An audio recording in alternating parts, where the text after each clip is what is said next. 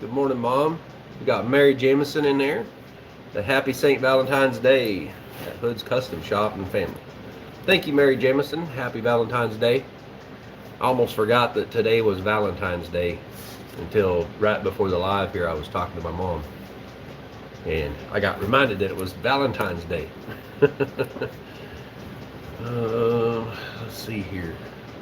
There's Sandy Wilkerson. Good morning. Yeah, I didn't even get to make coffee this morning, guys. I've been out here working on the diesel heater because it's been shutting off on me, and I literally just got this thing fired up, and so far so good. The problem was apparently this styrofoam stuff up here somehow got into the funnel or something, and that got into the tank, and so one little BB of styrofoam had gotten in the tank, and it was stuck right there in the fuel line before the fuel filter, and it wasn't letting much oil past it, and so it just wasn't getting any oil to keep running. So that's what was wrong with it. Mom saying Happy Valentine's Day to y'all. I was sitting here trying to make a list, like literally just sit down to make a list of materials and things that we need to help build a cabin for Crazy Ed. And yeah, I just ain't had time to really sit down and do that yet.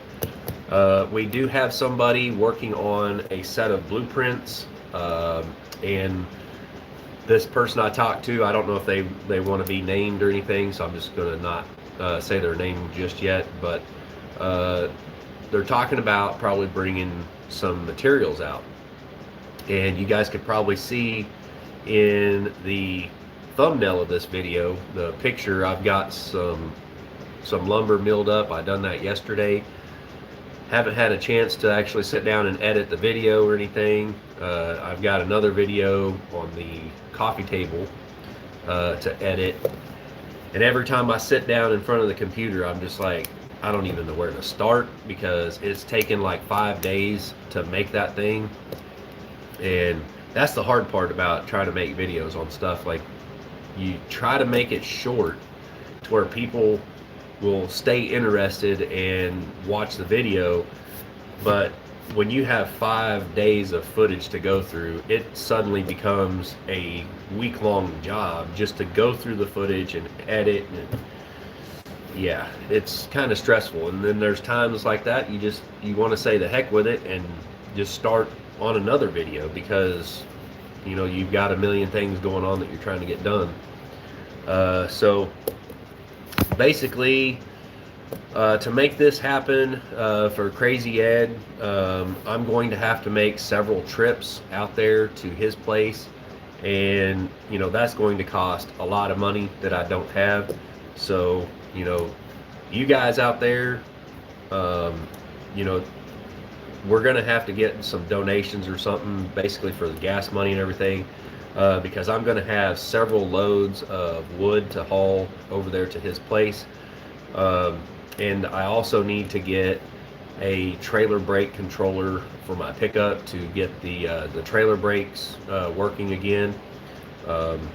I thought maybe it was a relay. I've already checked that. The relay's working.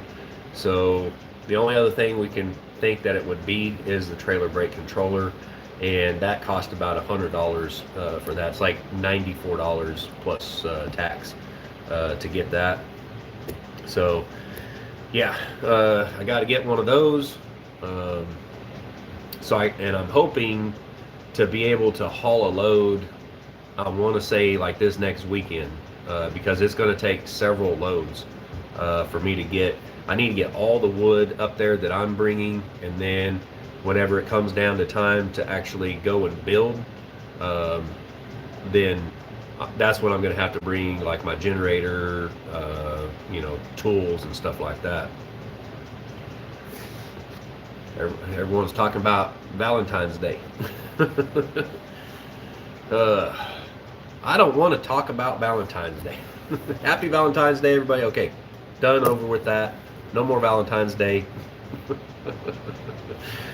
My wife did not say Happy Valentine's Day to me this morning. I didn't say Happy Valentine's Day to her. So it's a, what do you call it? It's a touchy subject. We got Rambling with the Brooms. What's up? Hey guys. But yeah, we're going to need tin. We're going to need insulation. We're building a 16 by 16 building. Ed wants a lean-to, but I don't think that's going to happen just because it doesn't make sense to build a lean-to. It's a lot easier to build something that's like a shed. He wants a lean-to for the rain catchment, but if we can get gutters for both sides of the roof, we can, build it pretty easily. I don't like the idea of building a lean-to, with the wall comes down like this, and you got a roof like this, and you got a roof like this down below that butts into your wall. And what happens is water gets right there between the wall and that roof, and it rots out your wall. So why not just build a roof like this and extend it on out for your porch? I put the picture up there. I just found a picture on the internet, put up there, kind of what I'm picturing. Critter Creek is the guy that's working on the blueprints, and he said he'll have something for me today. It is probably going to be a lean-to. So I don't know. I just hate the idea of, I guess I could draw it here real quick. Let's see.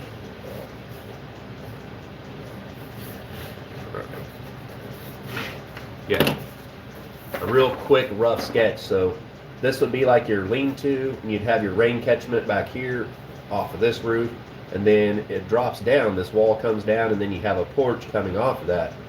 The problem is you end up getting rainwater stuck in between the wall and this roof right here, and that rots your roof out. It just doesn't really make sense to do that. Why not just, you can build it like a lean-to, but take the roof, the porch right off the top right there. And, if we're going to do that, why not just, basically build the whole thing like that? I don't know. It's hard to explain. I'm not a builder either. So, I think Critter Creek may have been a builder at one time. I didn't get to talk to him a whole lot on the phone, but he does do, blueprints and stuff. So, I can't wait to see what he's got. Motocross Chicks saying ridge roof is better for longevity. That's what I'm saying. It'd be better over the long haul. And if we can get somebody to bring some 2 pieces of guttering, say, well, it's going to be a 16-foot, so it's going to probably have to be 18-foot of gutter on each side, because the roof needs to overhang a 16-foot building. And he can go from there on getting the rain catchment and stuff finished out. Again, we got 30 people in here. That's pretty awesome for a Monday morning live chat. Shoot dang. Yeah, I got my shoot dang shirt on today. Hey, there's dragonflies. Ozark Homestead. Prices of small sheds have gone up. We have a 10 by 12 shed that we used for a shed and pay $100 a month. They have gone up now to $300 to $400 a month. It is finished on the inside either. Or isn't.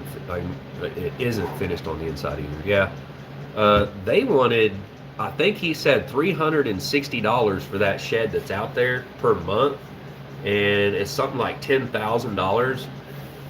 And I was like, man, if somebody could donate, say, $3,000, I'm pretty sure we can build him a nice little 16 by 16 shed, probably insulate it and everything. It would be tight at $3,000, and we're nowhere near that. We were at $459. Ed was telling me, he's like, well, you need a trailer brake controller, just take the money out of that. And I was like, well, even if I was to use that money to get the trailer brake controller so I can start hauling this stuff out there and delivering it, I feel like I still need to replace that money in that. And he's like, if you need money for gas, take it out of that or whatever so we can make this happen.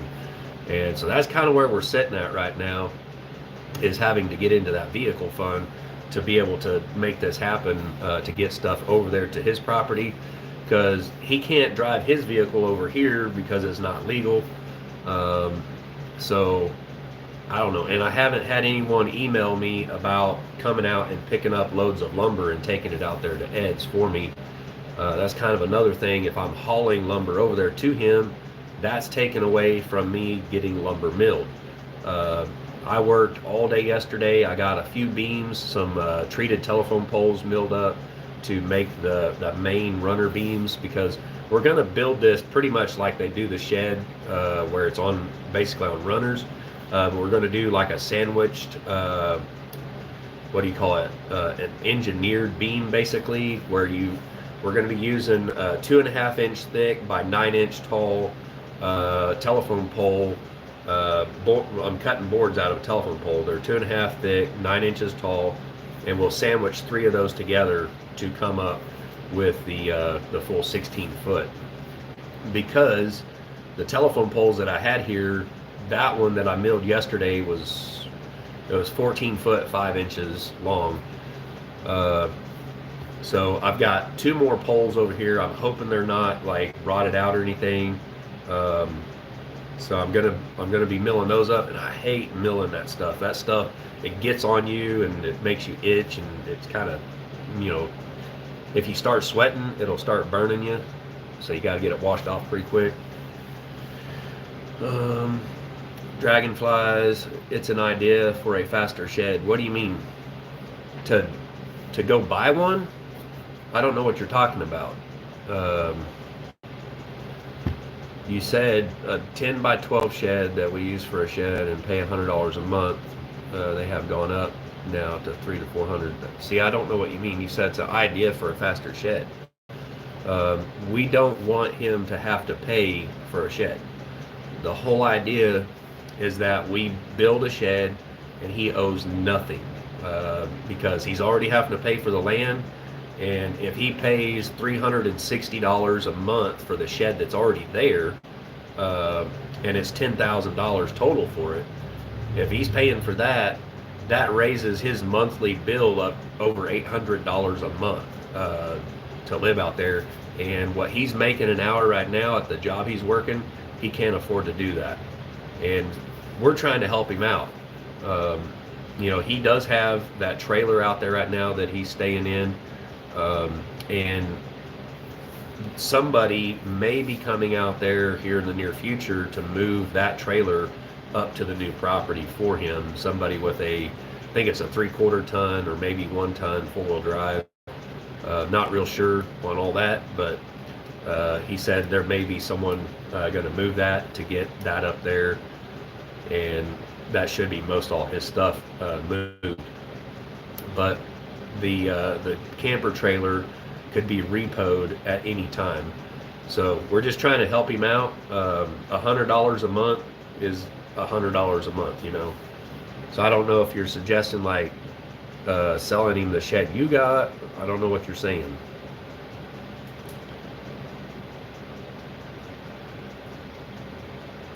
And lumber is more now than 2 years ago.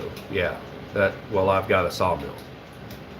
And I've got logs out here. I mean, it's not free for me to mill. It's definitely, it's way cheaper for me to put gas in my sawmill and mill up logs that I got here and haul it over to his place than to buy lumber. We do need plywood for the floor and stuff like that. We will be putting a subfloor down with the lumber that I'm milling here. And then we're going to need to put some decking plywood over top of that. We need insulation, we need nails, all that kind of thing. I've got a framing nailer right here. This is just a Harbor Freight framing nailer, and we'll need nails for it. It says that it takes 34 to 21 degree, or 34, 28, and 21 degree nails. I've got a few nails here that are 28 degree, and then I've got a box right here that's 30 degree, and yeah, that's probably not enough, but that's what I have right now on hand. Let's see. We were purchasing 10 acres, mostly raw land with no electricity, no water, no house, and on it in Gangua, Missouri. But when everything happened in March 2020, we looked for a home on the land and started renting. Cool. Yeah. I don't know how that would help Ed though. I wish I could buy 10 acres for like what he's paying for his is a lot, but at the same time there's a well on his property that he's going to be moving to. There's electric already there and everything, so that's a huge plus over the land that he was buying there before.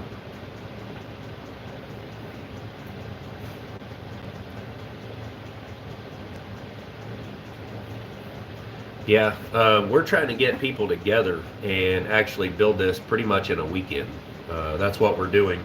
And we're not doing this just for Ed. We're also, I'm planning on going out and helping Mama V at Possum Run Homestead and build a cabin for her. Now, for her, we shouldn't have to buy any lumber because she has a lot of big pine trees on her property. And so I'll be going out there at some point. Hopefully I can get this bus to where I can live in it and to where it's legal for me to drive it. So that's another big expense that I've run into is I need to get the bus legal so I can drive it.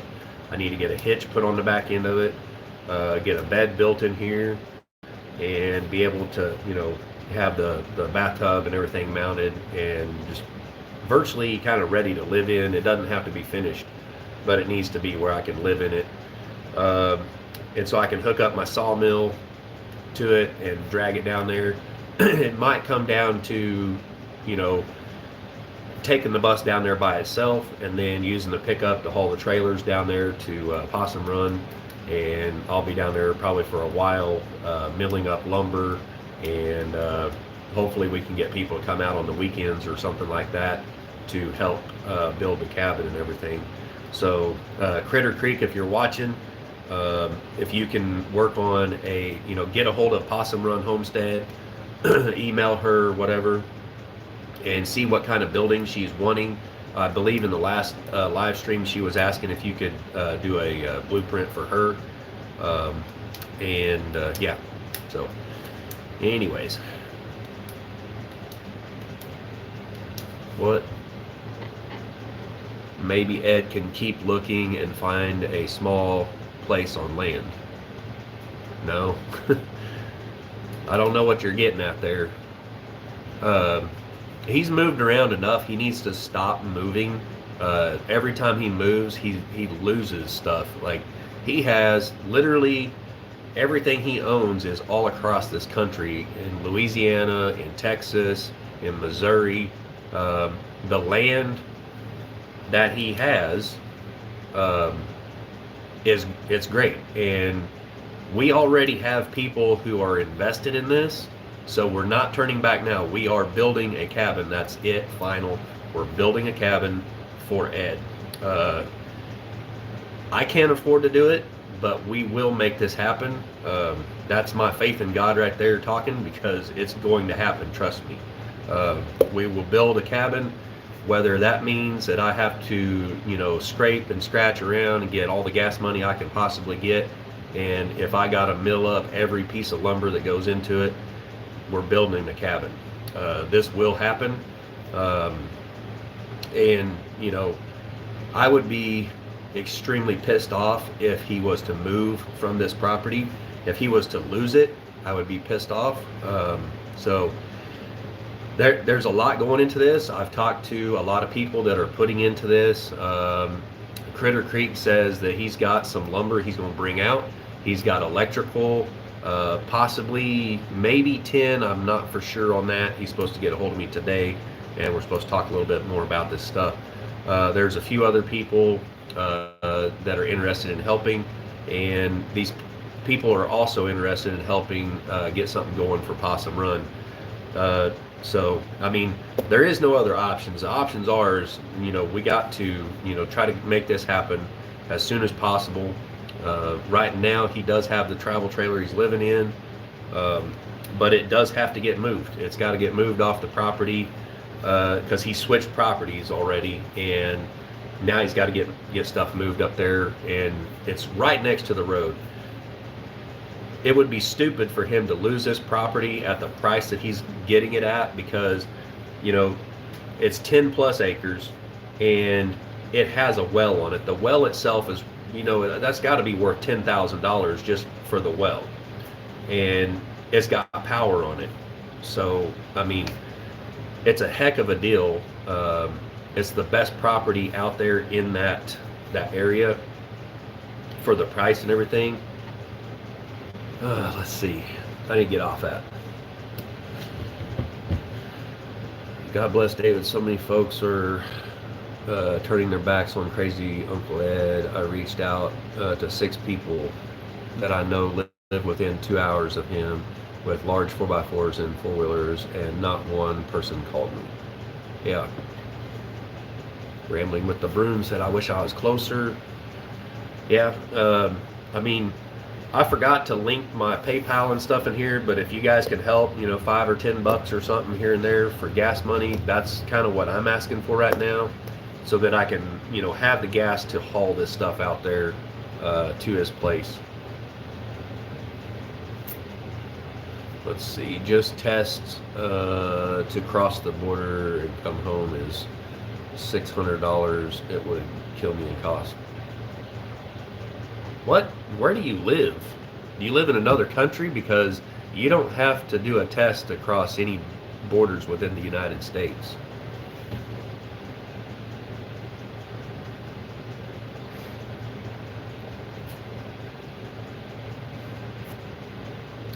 Off the Wall Prepper said it's very important to take responsibility for yourselves and work hard and make your way to do things. God didn't make wimps, he made workers.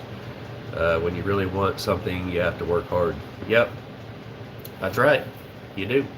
But there's nothing wrong with people helping people out either, and that's what I'm doing. That's what I'm about, is trying to help people out. I'm bringing community together to help make this happen for Ed, and that's just the beginning. I'm not helping out just Ed. There's other channels in the future.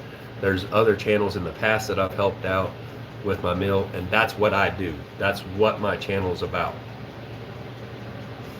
So, I mean, I don't want to hear some garbage about, Ed doesn't know how to do anything for himself. I mean, it's like people don't understand what he is facing right now, the situation he's in. He's basically got his hands tied. He just started this job. He cannot afford, to do all of this on his own. It would take forever, especially with what he makes an hour at the job he's working. This is all about this community pulling together, and we can do some amazing things if this community pulls together and makes this happen.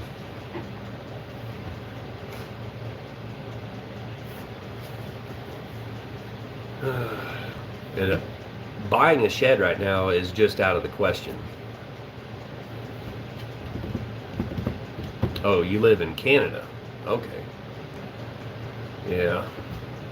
Well, hopefully that stuff changes here before long. I don't know that it's going to change, but yeah. Off Wall Prepper said, you also have to help yourself. I work a full-time job. YouTube and our channel comes together to do things for people. Maybe it would be best to find a place with a cabin. What, me to find a place with a cabin? I mean, Ed did find a place with a cabin. There is a cabin there, but it would cost him $800 a month to pay the land payment and for the cabin. That's what I've already said.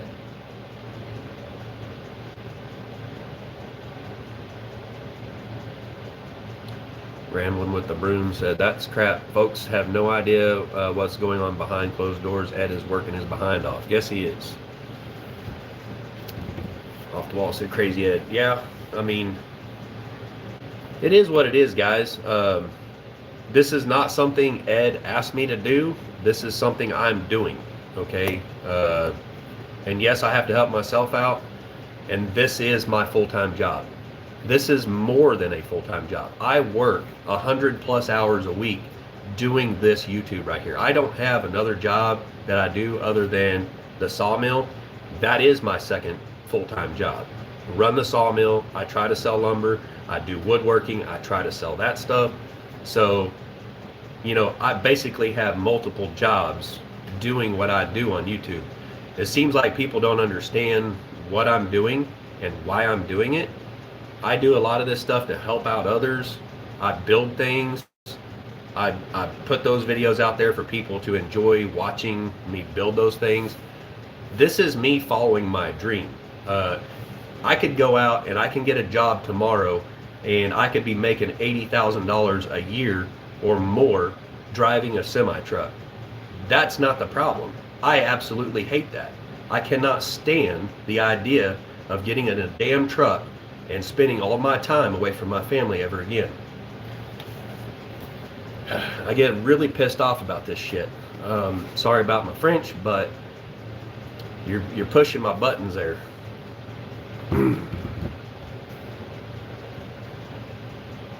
Off-wall prepper knows this and spoke to Ed on the phone.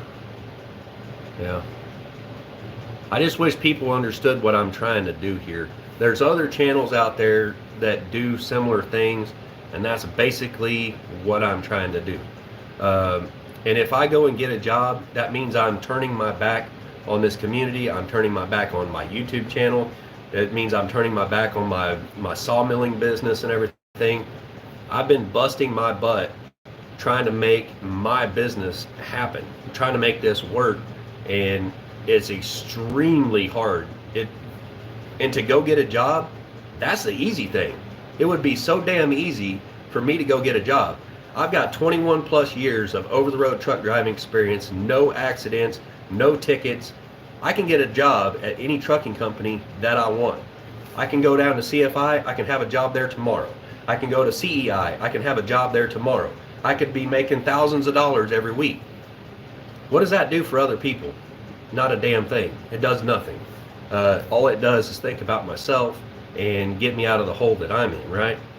And I don't get to fulfill my dreams. I don't get to go out there and help other people out. I don't get to produce videos on that stuff. So why would I want to do that? I've spent the last 2 years trying to make this happen.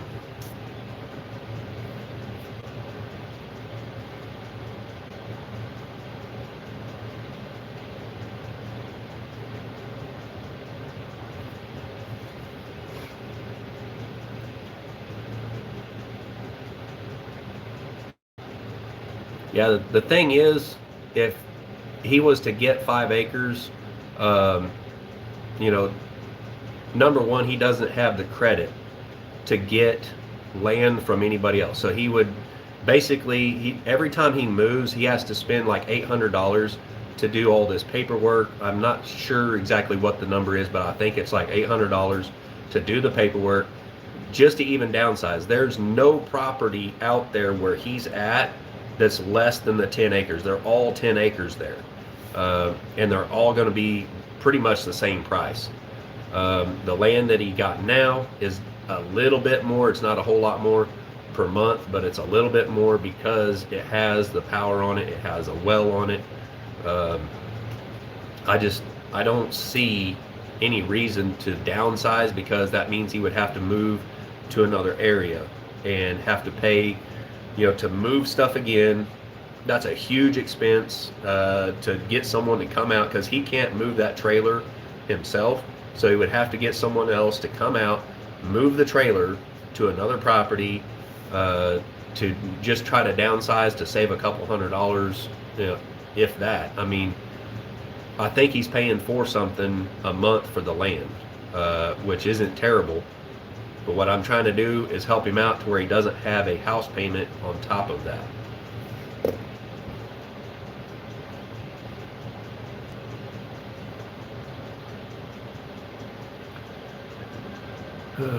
Rambling with the Broom says, Ed's a human being that's on hard times, and the good Lord tells us not to judge. Yep.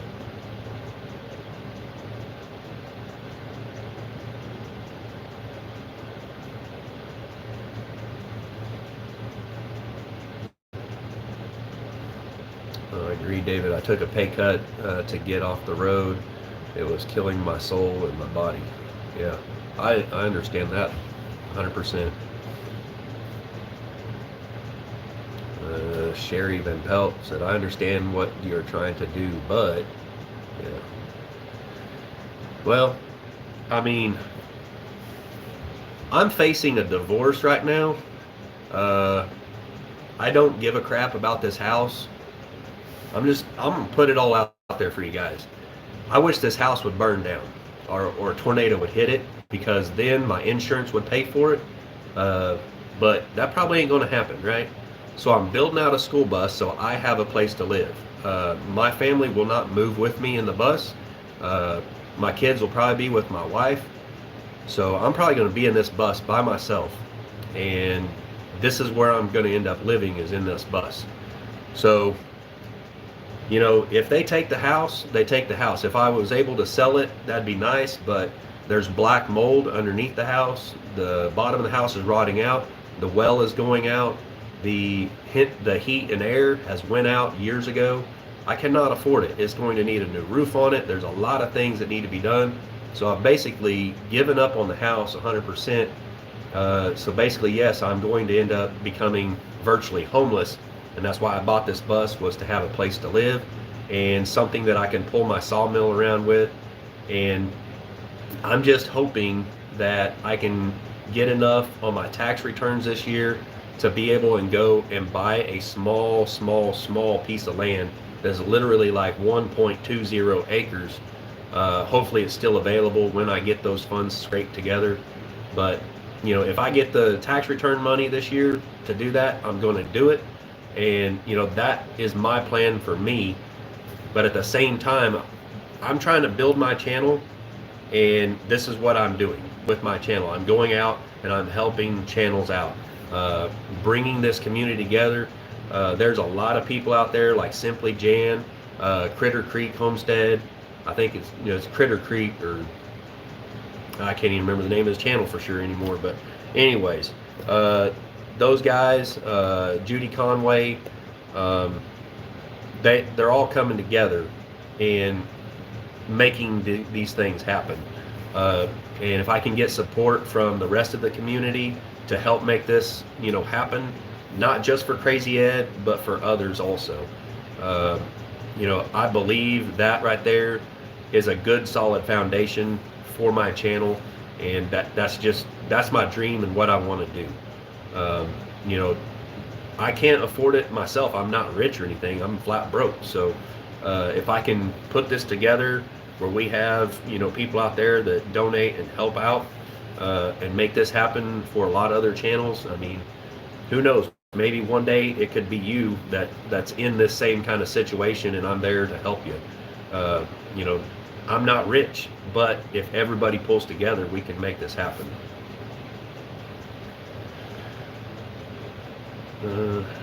Rambling with the Brum said, I got 1.5 million miles under my belt. I don't even know how many millions of miles I got. I ran, I would say, probably 1 million miles about every 5 years. And I've got 21 years, so I know the yellow 98 Pete that I had, I put on over 1 million miles on that truck alone as an owner-operator. I was driving it for, I think, about 6 years that I owned it. There's Fallen Arkansas Veterans, and howdy y'all. What's up, Fallen Arkansas Veterans? Rambling with the Brooms. With my disability, people just give up. I was going to give up. I've dedicated my life to try and improve others' lives. I've coached youth sports for 32, not on a dime for that, just smiles. Cool. The best gift to give is one that could never be paid back. Do not judge a person in distress, lift up those in need, and do it without a grudging heart. Yes. Ed, I sent him pictures of some of the lumber that I milled. I said, hey, this is what I got done today. And he's like, man, I'm going to owe you big time. And I messaged him back. I said, you're not going to owe me anything. You don't owe me nothing. I believe that this community will help take care of me and see me through, and I will be able to go out there and help others out. And I believe that's going to happen. Let's see. Off-the-wall prepper said Proverbs 21:25. The desire of the sluggard kills him, for his hands refuse to labor.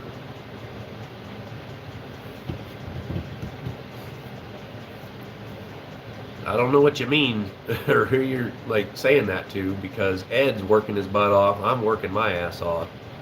I sat out here all day yesterday, put a big old log on there and milled it up into siding boards. I got 38 boards. It come out to 243 square feet. And I put a telephone pole on there and got some beams milled up. I mean, Ed's going to definitely be working his butt off helping build the cabin when we get out there.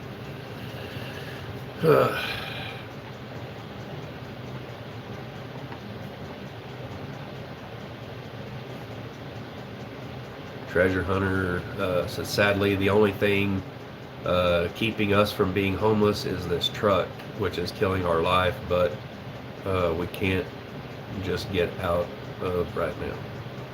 I guess you live in a semi. Hey, there's Danny going. What's up? I see Danny going always in there. He got the American flag and waving, coffee.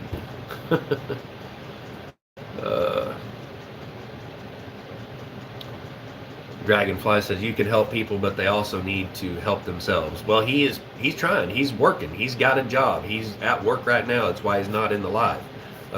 He's working a job, and it is going to take him longer than to come up with the money to be able to pay for these things. He can't pay for the trailer. He's kind of went about things a lot of the wrong ways. He's made some mistakes and stuff and got himself in this position. Some of the stuff, there's been some drama and stuff. I'm not even going to mention who that was. They do come in here every now and then. I know all about it. And it is what it is. And I don't know, Ed has rubbed some people the wrong way and stuff. And that's not what I'm about. I don't care about all that stuff. I'm not bringing any of the drama of that crap onto my channel. I see someone in need, and I don't see why people are turning their back on him when he's in need. He could have actually froze to death out there. What about my kids? Well, my kids, my youngest son is 16. My oldest son is 18. My oldest son no longer lives here. He lives at grandma's. He has a job. My youngest son at 16, he has a job. My daughter, she's 14, and she will be living with her mom. So, I mean, I don't know what else you want to know about that.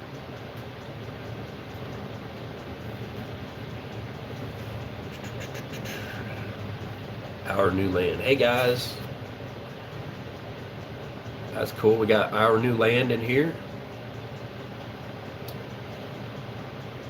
Motocross chick, Dave, I appreciate your selfless, kind acts. You're the hero here in my eyes. Thank you. I like that. I don't know that I'm a hero, but I'm trying my best to help out others, and just I have Christian beliefs. I'm not a Bible thumper. I can't sit there and recite things out of the Bible or anything like that. I probably used to back in the day. When I was younger, we went to church, and I used to be one of the best at, like, they would read off a scripture out of the Bible, and I could go right straight to that and find it just bam, real fast. And that was kind of a competition thing that we used to do in church.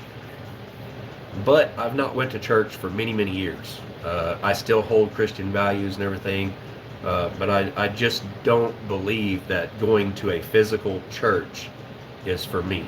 I believe that we learn in church, and we're to go out and practice what we learned in church, and that is what I am doing.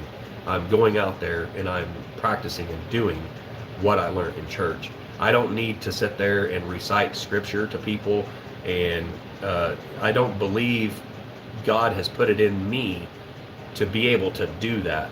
I can't sit there and recite scripture to anyone. I'm not going to sit there and preach to anyone. I am to go out there and try to emulate what Jesus did here on earth and be that kind of person. That is what I'm trying to do.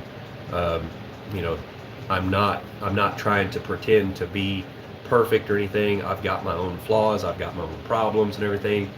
And I'm not sitting here asking for people to help me help myself. I'm asking them to help me help others.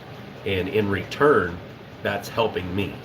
I hope you understand that this is my job. This right here is my full-time job. It's more than a full-time job. This is the hardest job I've ever had in my life.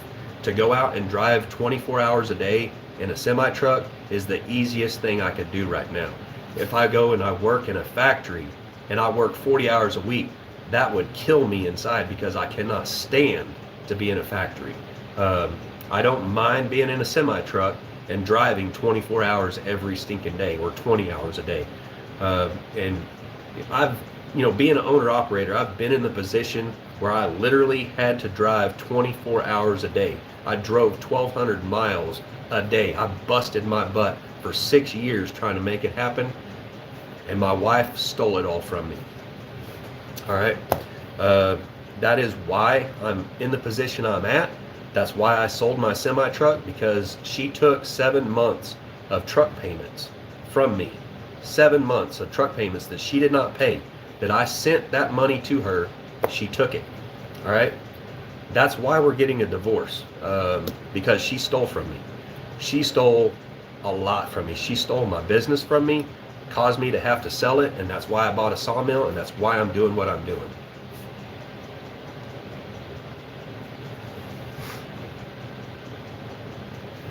Let's see. I'm missing a bunch in the chat.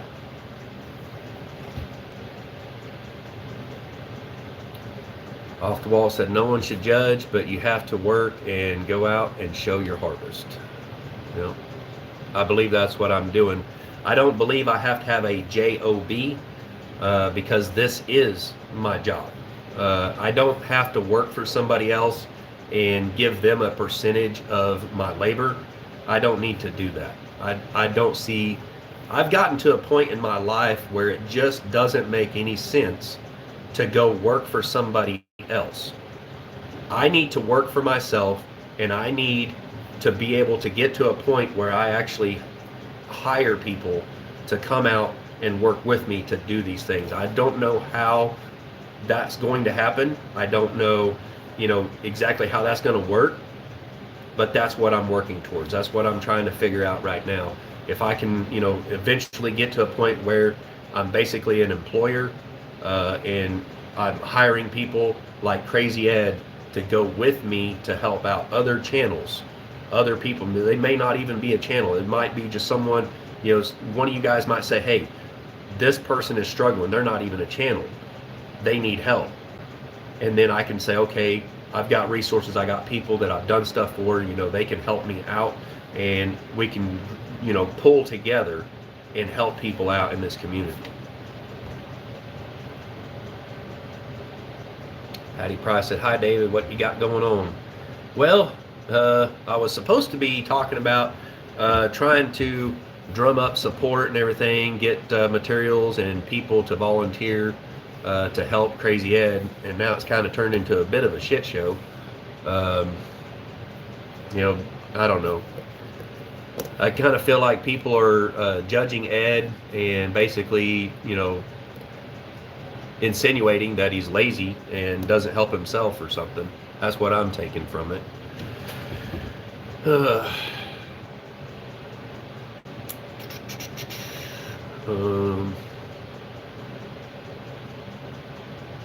Yep. Off-wall Prepper said, not about being a Bible thumper, about being spiritual. I can go with that. Let's see. We don't go to church either. Well, you do, kind of. I mean, you basically kind of, Off-the-Wall Prepper's been holding, it's kind of like on Sundays, I've seen a video where you guys have, it's basically like a church service, to be honest. And my thing is, like, you don't have to go to a physical building to be going to church. You know, if you gather with others and, you know, let's say, all right, when I go out to Crazy Ed's and I go out there, we may not, it could be on a weekend, we all gathered there and we build this cabin for him. It's nothing big or fancy or anything, but when we all come together, we're all coming together in the name of God. All right, we're coming together to make this happen, to make this world a better place, to make it better for Ed, and in return, Ed is going to be helping me. All right, I'm trying to get him to a point where he is debt free. All right, or he has very minimal debt, to where basically all he has to do is pay his basic living expenses. He can work during the regular week and, you know, be able to pay his bills. All right, and he's not going to have a house payment. All right, so that means on the weekends, if I need him to come help me help somebody else out, because the next channel that I'm planning on helping is Possum Run Homestead. Okay, I'm planning on hopefully taking my bus down there so I have something to live in. All right, and take my sawmill, my log arts trailer, and my pickup. I don't know how I'm going to get all this stuff down there, but I'll figure it out when that time comes. She has trees. Right, I can go down there, I can cut them down, I can mill them up, and we can build her cabin. Right now, I'm planning on pretty much doing this by myself, at least while I'm milling. If we can get somebody to come out, like 1 or 2 people to come out and help me on the mill, you know, with milling and stacking lumber, and then when it comes time to actually build her cabin, we can actually get a few people together, some channels, whatever. Maybe we can actually have a production crew out there to do the video, you know, the videography and everything. I know so many people in this community. I believe we can pull together and we can start doing what we need to do. We need to make a difference in this world. I know, like Off the Wall Prepper, you're talking about, you know, just how crappy this world is all the time. In the situation that we're in. And yes, I totally agree with your channel, what it's about, and you raising awareness with all the BS that's going on in this world. And you know what? How do we change that? How do we make this world better? It all starts with one person getting out there and making that damn difference. Actually, just, you know, taking the reins. I am busting my butt. It may not look like it. You guys don't see a ton of videos from me because I try to, you know, deal with the algorithm of YouTube and only put out 1 video a day, because if I put out 2 or 3 videos a day, only one of those videos gets, you know, a bunch of views, the other 2 just falls behind. So you can only really put out so many videos, and that's unfortunate. But so you guys, you don't see half of what I'm doing. This is over 100-hour a week job right here that I do. I bust my butt trying to, you know, produce stuff. I make things in there in the wood shop to try to sell, to, you know, and a lot of that money goes into the bus build. Some of it goes back for like helping out other channels, you know, for gas money or whatever, or maintenance on the vehicle, so I can get back and forth and travel to these other channels and stuff. It all costs money, all right?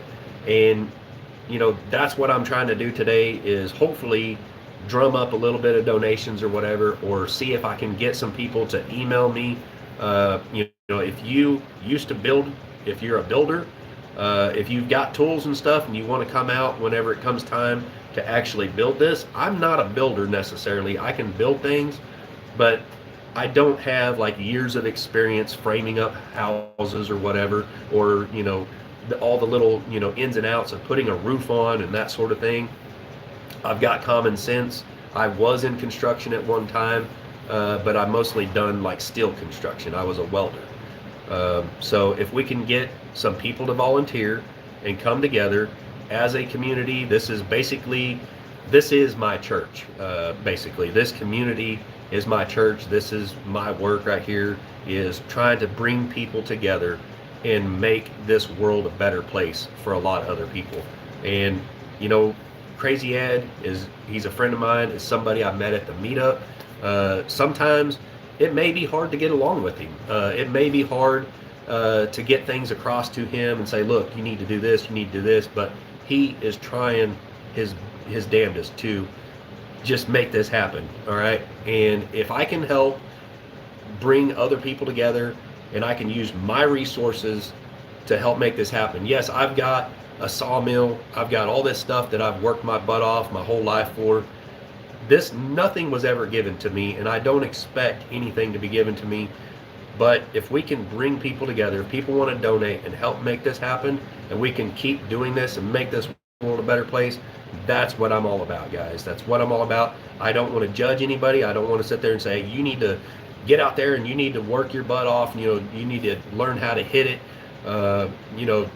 Yes, some people need to learn what work is. And what I'm trying to say is, what I'm doing right now, this job that I'm doing doesn't pay worth a darn. It could.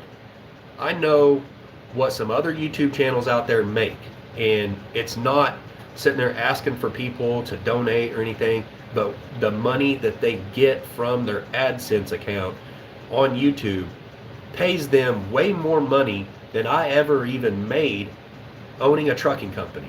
I could own 5 trucks in a trucking company and I would not make what this one person makes on YouTube. I know what they make because I've talked to people, and I'm not going to say what they make or who they are, but I know what they make, and that is what really makes me think, okay, this could become something. One day this could actually make me more money than I ever dreamed of making. Is that why I do it? No, it's not. But it kind of comforts me a little bit in knowing that it's possible, that it could be something. And if we can bring this community together, at some point I plan on having a team of people that I can call on, that can travel around with me, and we can build a cabin for people here or there, whatever. I don't know exactly what it all entails. It might be just going out somewhere and putting some fence up for somebody or something like that. Maybe if a tornado hits and it devastates an area, we can go out and volunteer and do that kind of work and stuff. I just don't know exactly where all this will go. All I can see is in the near future what I'm planning on doing, and that is helping Crazy Ed's homestead get a cabin built so he has a place to live, that he can have a wood burning stove. I mean, he's had to spend a lot of his money on kerosene, on propane and everything for heat because he's living in a travel trailer. He doesn't have a wood burning stove. He has an overabundance of firewood out there where he's at. And somebody has already donated a wood burning stove. Simply Jan, I believe, is going at some point to go pick that up and bring it down. So she is a very integral part of all of this happening. Super huge shout out to Simply Jan. If you guys would please, her brother is dealing with some things medical, and if you could keep him in your prayers, please do that. That is Simply Jan's only brother that she has left, and hopefully You know, with prayer and everything, I'm hoping that God will allow them a little bit more time here on earth together. So please put him in your prayers. I think she said his name was Mike or something like that. I'm not 100% sure. I just briefly seen that on there. So guys, please keep them in your prayers. Simply Jan has done a ton in this community to help out. Like, you know, when Butt Nuggets Homestead, they lost everything. Their house burnt down, all their vehicles burnt down. And, you know, I am trying to do kind of the same thing what they're doing. I'm trying to actually build this team and put it together to where we can make this happen. I've got separate bank accounts to where you guys can donate to my PayPal. All you need to do is put a message with that, what fund you want that to go for. If you want it to go towards helping Crazy Ed, or if you want it to go towards helping Possum Run Homestead, I've got 2 separate accounts to put that money into, and that's what it will be used for. So anyways, let's get back to the chat here. Let's see, we got Sherry Van Pelt in here. What's up?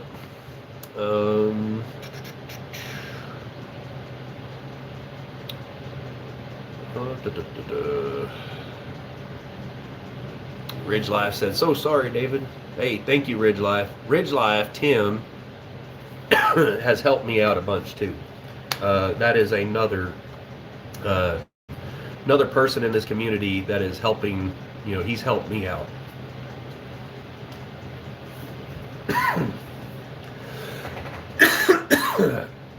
Got a scratchy throat.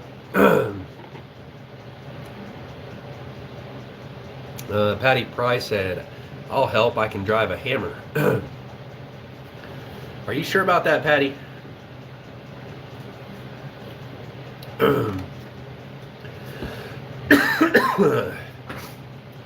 I thought you had health problems.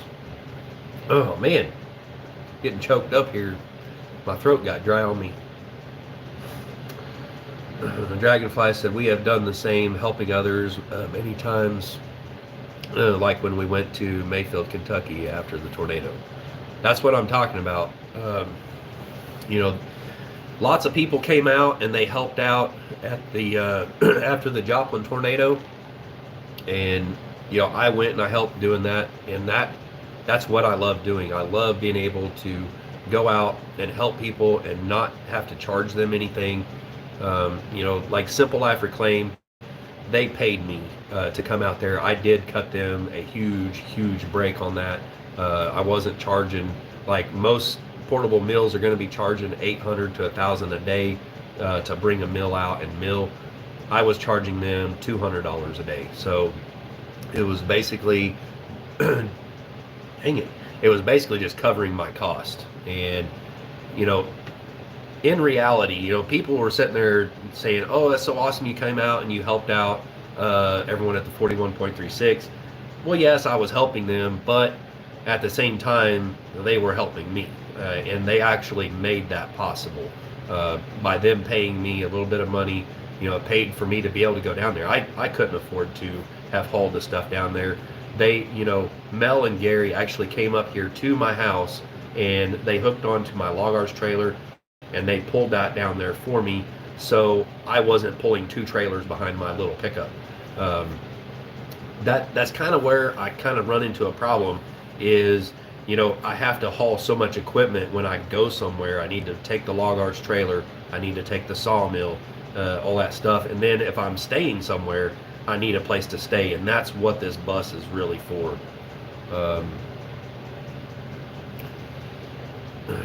Patty Price said, I can sit and talk to God. Well, that right there, I guarantee you, will help out a lot, Patty. Ridge Life said, brooms! Ramming with the brooms! We are not to judge anyone because we are none perfect. God is my judge. Exactly. Ridge Life said, howdy at Dragonflies, Ozark Homestead. Dragonflies and Off the Wall Prepper, really good friends of mine. I love watching their channels. Like Dragonfly, she made this, I can't remember, it was a blueberry lemon pie or something. You guys got to go check out that video. that looked super delicious. I've got to try that out. And then Off the Wall Prepper, he is spot on with things going on in the world. Unfortunately, I can't really talk about that stuff in my channel because I'm pretty sure I'd get demonetized. There's some things I've mentioned in some of my lives which actually got them demonetized. So I don't want my channel to become demonetized because that would be very counterintuitive to what I'm trying to accomplish here. And who knows? I'll be talking to David over at Come On Homesteading. I'll see if at some point maybe if he wants to hire me to come out with the mill or something. You know, some people can afford to pay a little bit to have, you know, someone bring a mill out and stuff. And those are the kind of things that help me keep going. And you know, the great thing about it is I already know him. I've got to hang out with him a little bit. He's a really cool dude. And I think it'd be awesome if at some point I could come out there with the sawmill and maybe do some milling or something. And let's see if we can actually get the bearded carpenter to come out. Maybe I can mill up some trees off of his property, and maybe we can get together with the bearded carpenter and build him a new log cabin out there. That would be super awesome. But I don't know that that'll happen. I've got to talk with him and everything first. But that would be super awesome. You know, the bearded carpenter, Paul over there, he actually bought a sawmill a lot like mine. I want to say he got the HM130 Max, which is actually a little bigger than mine. It may not be as long as mine though. Mine's a 30-foot. I built the trailer myself. So, I mean, hopefully no one's saying that I don't work or work my butt off. I mean, yes, I can go out and I can get a job tomorrow, but if I do that, I don't just half-butt anything. If I go get a job, it's going to probably end up being full-time, and that's going to take away from what I truly love doing and what I feel like this is what God has been pushing me towards. You know, there's times when I veer off the path of what God wants me to do, and I don't realize it until, you know, he puts a big roadblock in front of me, and I go, oh, okay, well, that's not the direction I'm supposed to go. Which way do you want me to go, God? And I wish he would just talk to me in an audible voice to where I could understand, but that's just not the way God talks to you. Sometimes it's really hard to understand which way you're supposed to go. And I feel like he's put it in me to get this sawmill and everything, just everything, the way it's happened. You know, I can't explain why this has happened or that has happened and why I've chosen to take this path, but I honestly believe that is what God wants me to do. So I hope that nobody judges me and says, you just need to go out and get a job so you can provide for your family. My wife will provide for my kids. She's made that very clear to me. Yes, she still lives here, and I'm just putting it out there, guys. It's not great. It's not a good relationship. She's not as nice as what some people would like to think she is, like in public and everything. Yeah, she's a nice person, and I believe she'd be an even nicer person if we were separated. And unfortunately, sometimes that is just, you know, that's what happens. That, you know, people grow apart from each other, and you know, it just is what it is. And I believe, I don't want to get a divorce. That's probably the biggest problem. Is I've been trying to keep us together. I don't want to get a divorce. I have sacrificed for 18 years. You know, she didn't work for 18 years. I busted my butt 18 years that we were together out over the road, and just done everything I possibly could. And it just got to a point where it couldn't be done anymore, and I had to sell my truck. And I decided that I wasn't getting rid of everything when I sold that truck. I used that money that I had left over to build the log arch trailer and to buy a sawmill and try to build a business out of that. It was good for about 3 months before the CV stuff hit. When that hit, my business quit. The sales, you know, fell through the floor. There was no more sales. And here recently, it's been just enough to barely pay a few bills here and there and try to keep things going. I know a lot of people think that I charge too much or I want too much for the woodworking I do, but when you go to the store and you buy a coffee table for $1,200 from Rent-A-Center or something, and you see people pay that all the time, but I'm asking, say, $800 on the coffee table that I made, and people are just like, oh my God, that's too much. You know, if someone was to pay me $800 for that coffee table, I'm actually going to pack it up and ship it for free. You won't pay anything for shipping. So I don't understand. I've had some comments, people saying that I want too much money for stuff. That coffee table I built took me 5 days to make. So, I mean, is it too much to ask that I make $100 a day working for myself? I don't think so. I mean, maybe the problem is that I need to get faster at it. I don't know. But, you know, even if I was faster at it, I would still want $800 for that coffee table. So, I mean, it is what it is. If you want to buy that coffee table from me, please email me. Rambling with the Brooms, I'll be doing a video.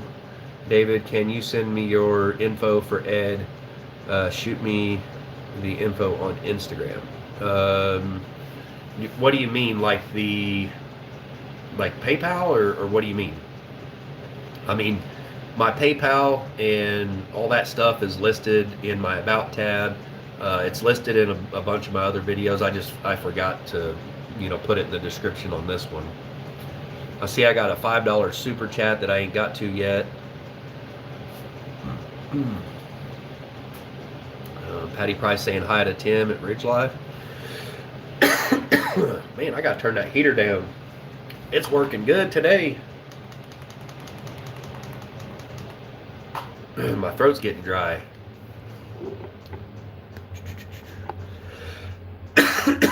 Dang. Off the Wall Prepper got me riled up. You know how to get me fired up, don't you, Off the Wall Prepper?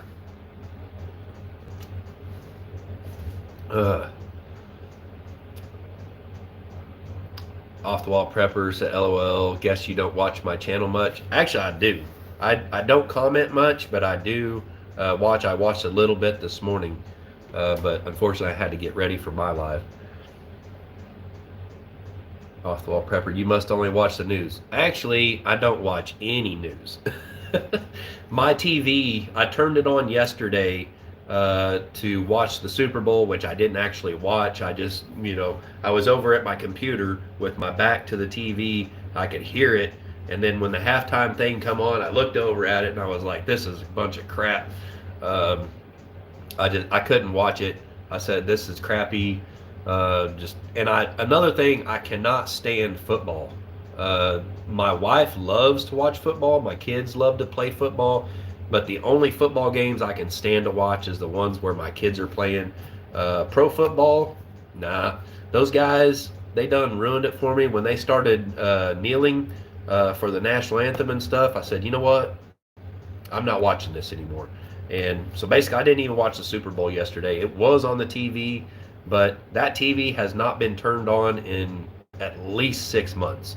It's been a long time since I watched TV, but I don't watch any news, any CNN or Fox or anything like that.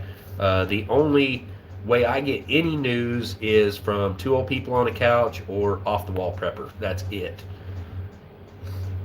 Let's see. Dadgummit.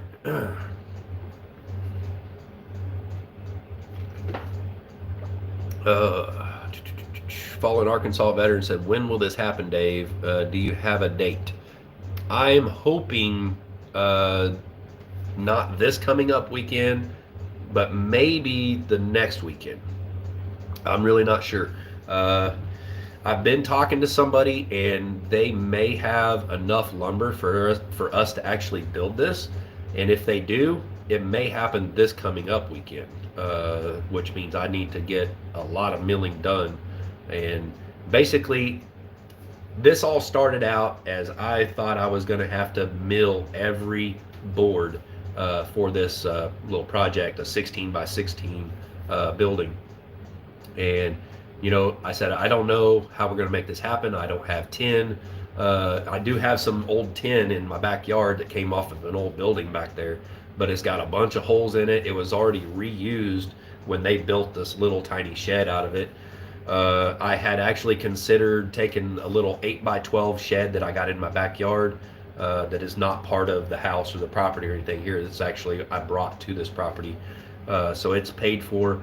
I was like, well, I could maybe haul that out there and give that to him and he'd have that to live in. But that thing is so small, it would be stupid.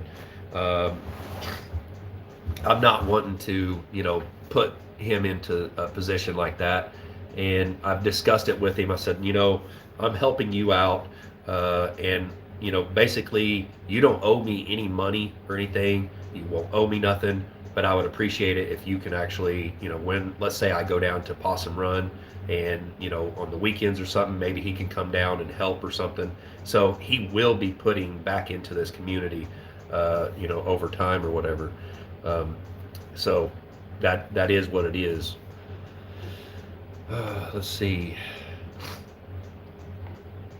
Mary Jemison said, David, you and Jan have been a beautiful blessings for helping Ed. And yes, Ed was actually freezing. Yes, he was. It. I don't know that he's really conveyed to people just how rough it is out there. He's had a really rough go, and is some of it his fault? Probably. I'm not pointing fingers or anything, but I would venture to say that he's made some bad decisions. We all have. I've made bad decisions and stuff, and some people would consider me quitting my job and everything a bad decision. But at the time, I honestly could not afford to drive an hour to work, an hour from work, to only work for 2 hours a couple times a week. It just, I couldn't make a living off of it anymore. It doesn't matter that I was making $25 an hour. It's that I went from working 150 hours a week to just 4 or 5 hours a week, and I couldn't do it anymore. The boss was basically being kind of heavy-handed. He was being a little bit of a shyster. He was ripping off me and the government, saying that I was out of town. He was paying me per diem. He was using that as a way for him to benefit and everything. Just, I told him I couldn't work for him anymore. He was giving his, he was giving his son work instead of giving me my work. Dadgummit. It's just too hot in here. I got to turn the heater off. Woo! Man. Wow. Hang on just a second, guys.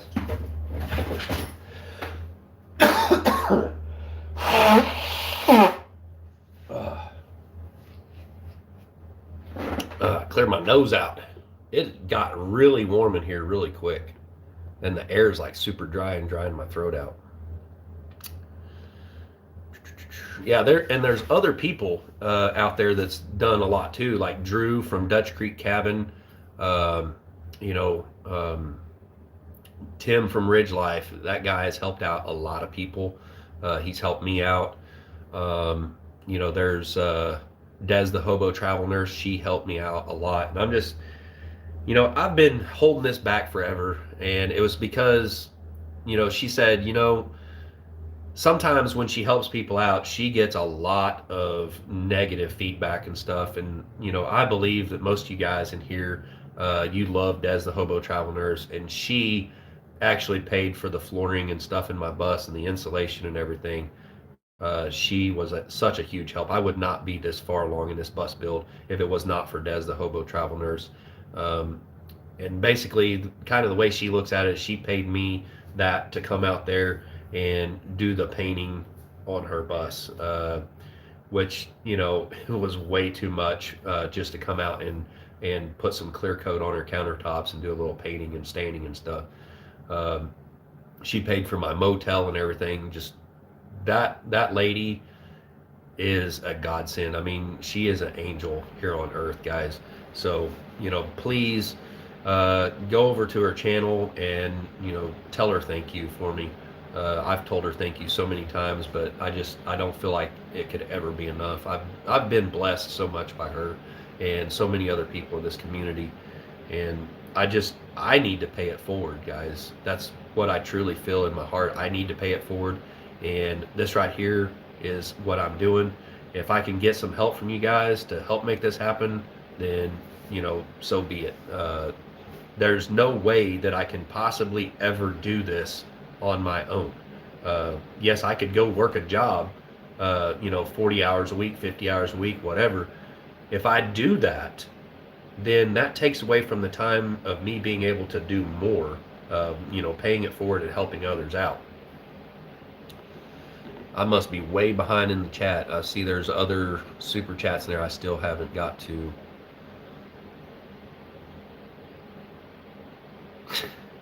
Fridge Life says, shh, you ain't supposed to talk about how much I make.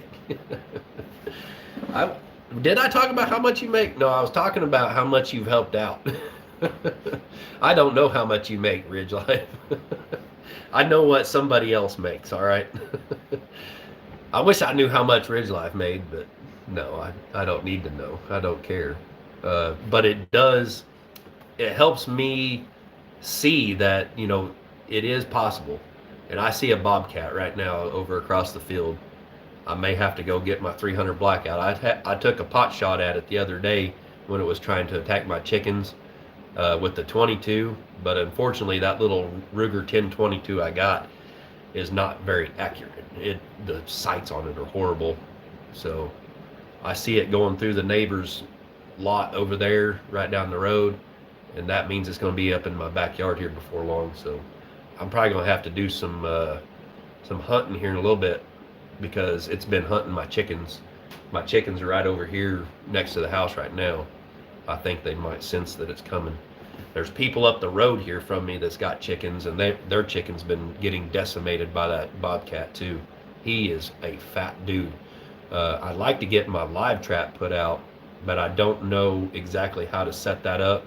It's just a homemade live trap that my father-in-law made, and I think Oklahoma Adrenaline Life told me that they like shiny things or something, so I don't know.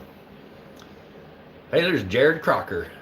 He said, I'm about to live in a tent to make my dreams happen. Well, there you go, man. Shoot dang. Hey, look at that. I got my shoot dang on. What's up, Jared? Good to see you in here. Hope you're having an awesome day, man. Let's see. I guess yesterday you guys were supposed to go out there and get the mill and everything. That'll be cool to see you guys get the mill set up. Off the Wall said, Ridge Life, it's already out. It's already out how much you make, Tim. Well, I have I don't know what this other person makes on YouTube, but I've got a good idea.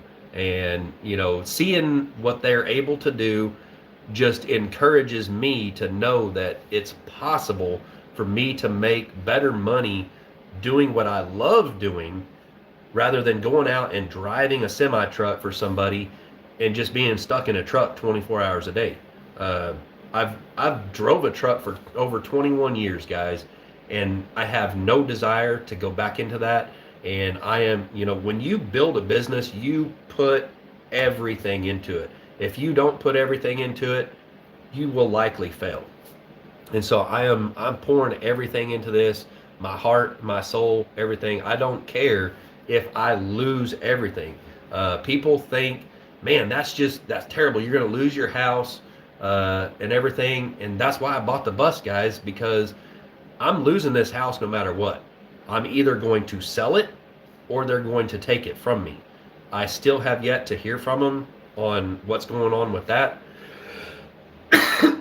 I've turned in all the paperwork and everything. I still, like, every 3 or 4 days, I get a letter from them in the mail that is saying, you need to get a hold of us and stuff. I call them. I spend 3 days on the phone. Finally, we'll get a hold of them. And they're like, oh, don't worry about it.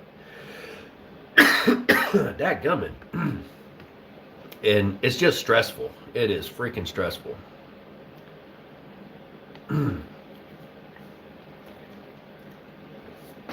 Scratchy throat again.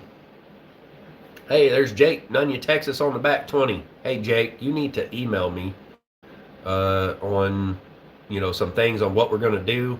If you're coming out here to help build and stuff, anybody who wants to come out and help build, or if you got things to donate, I think Nunya, Texas, he's got some windows, I think he said, that he's going to bring out or something.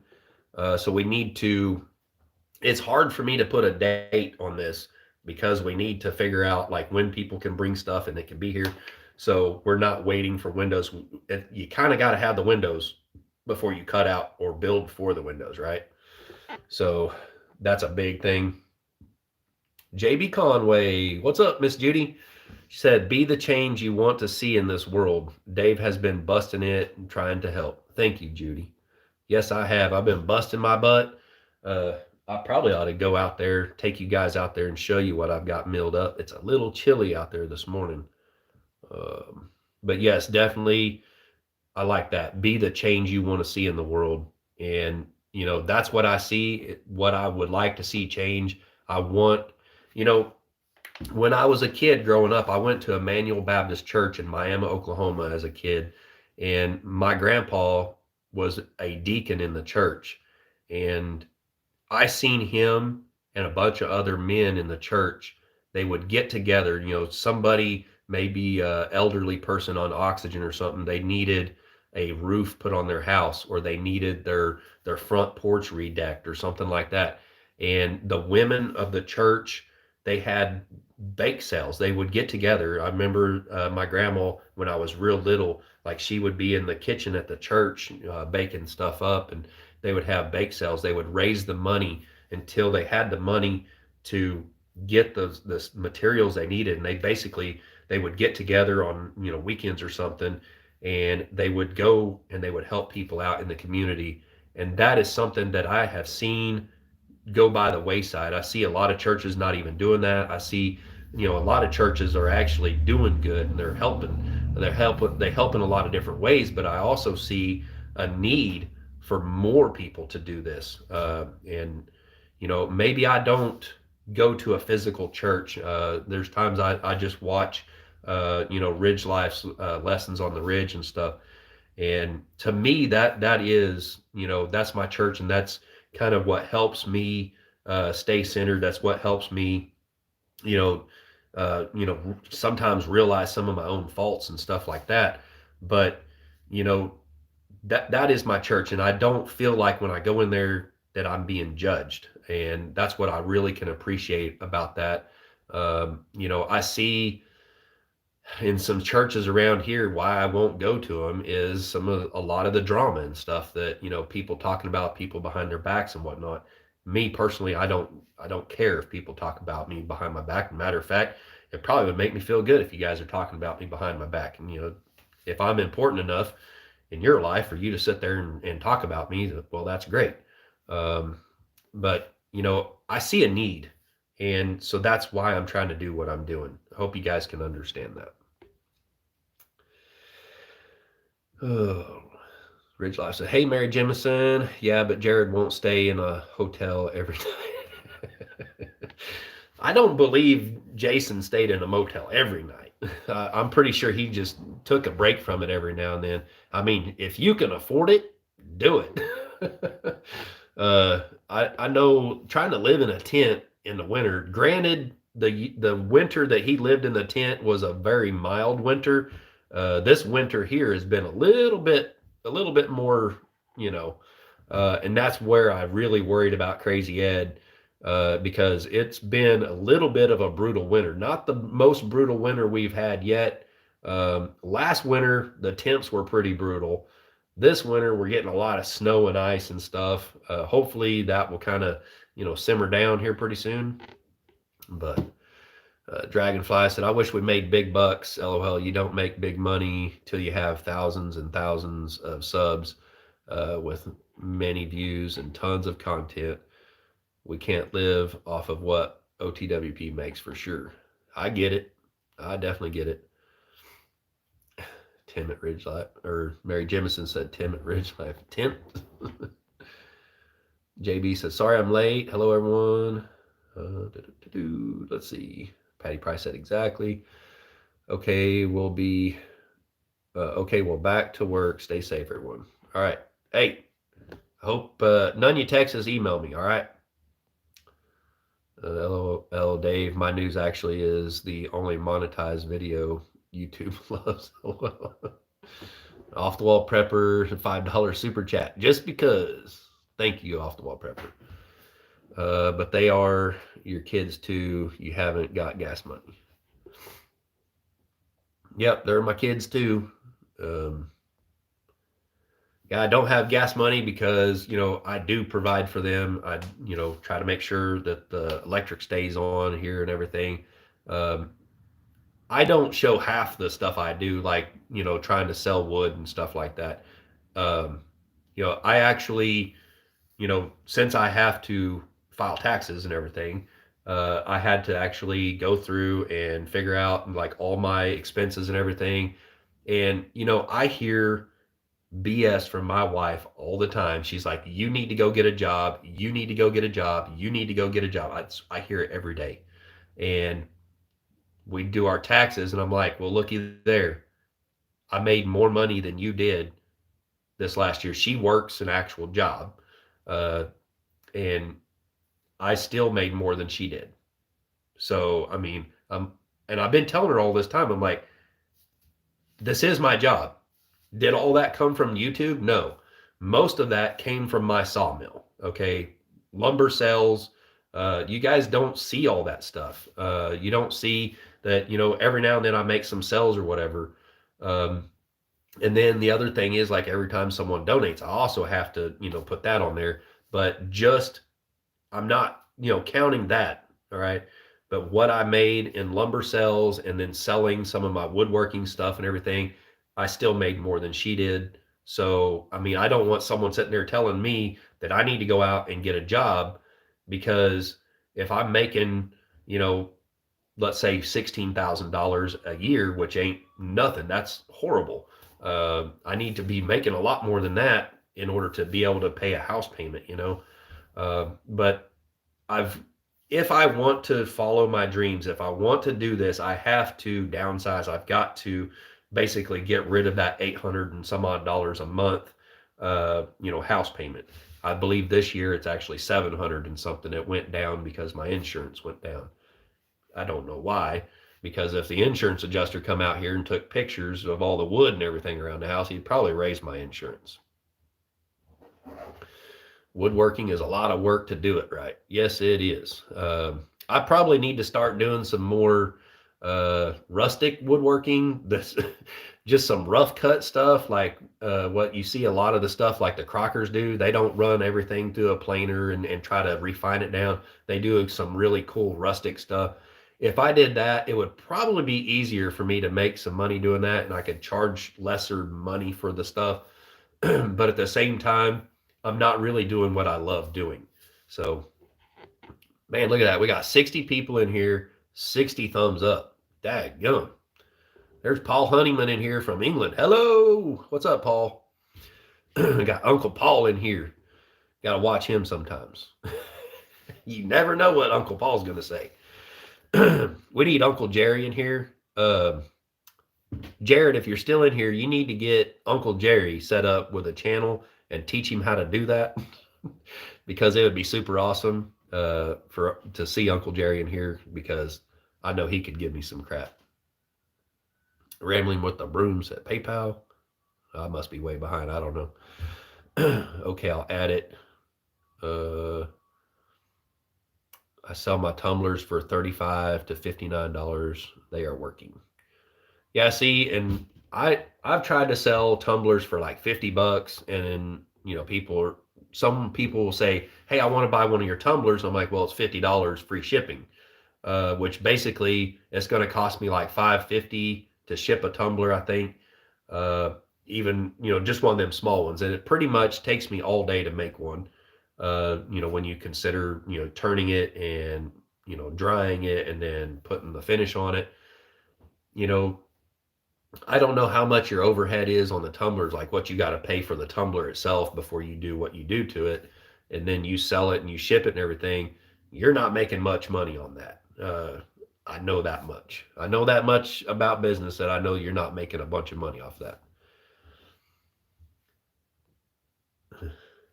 Off the wall prepper. It's good to let it out, brother. You know I love y'all. I know it. We're good friends. But you definitely know how to push my buttons, especially this morning.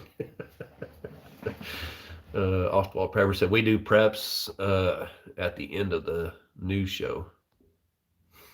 I don't always get to watch all of your stuff. I mean, you put so many videos out. If I watched all your videos, I simply just wouldn't have time to produce videos myself.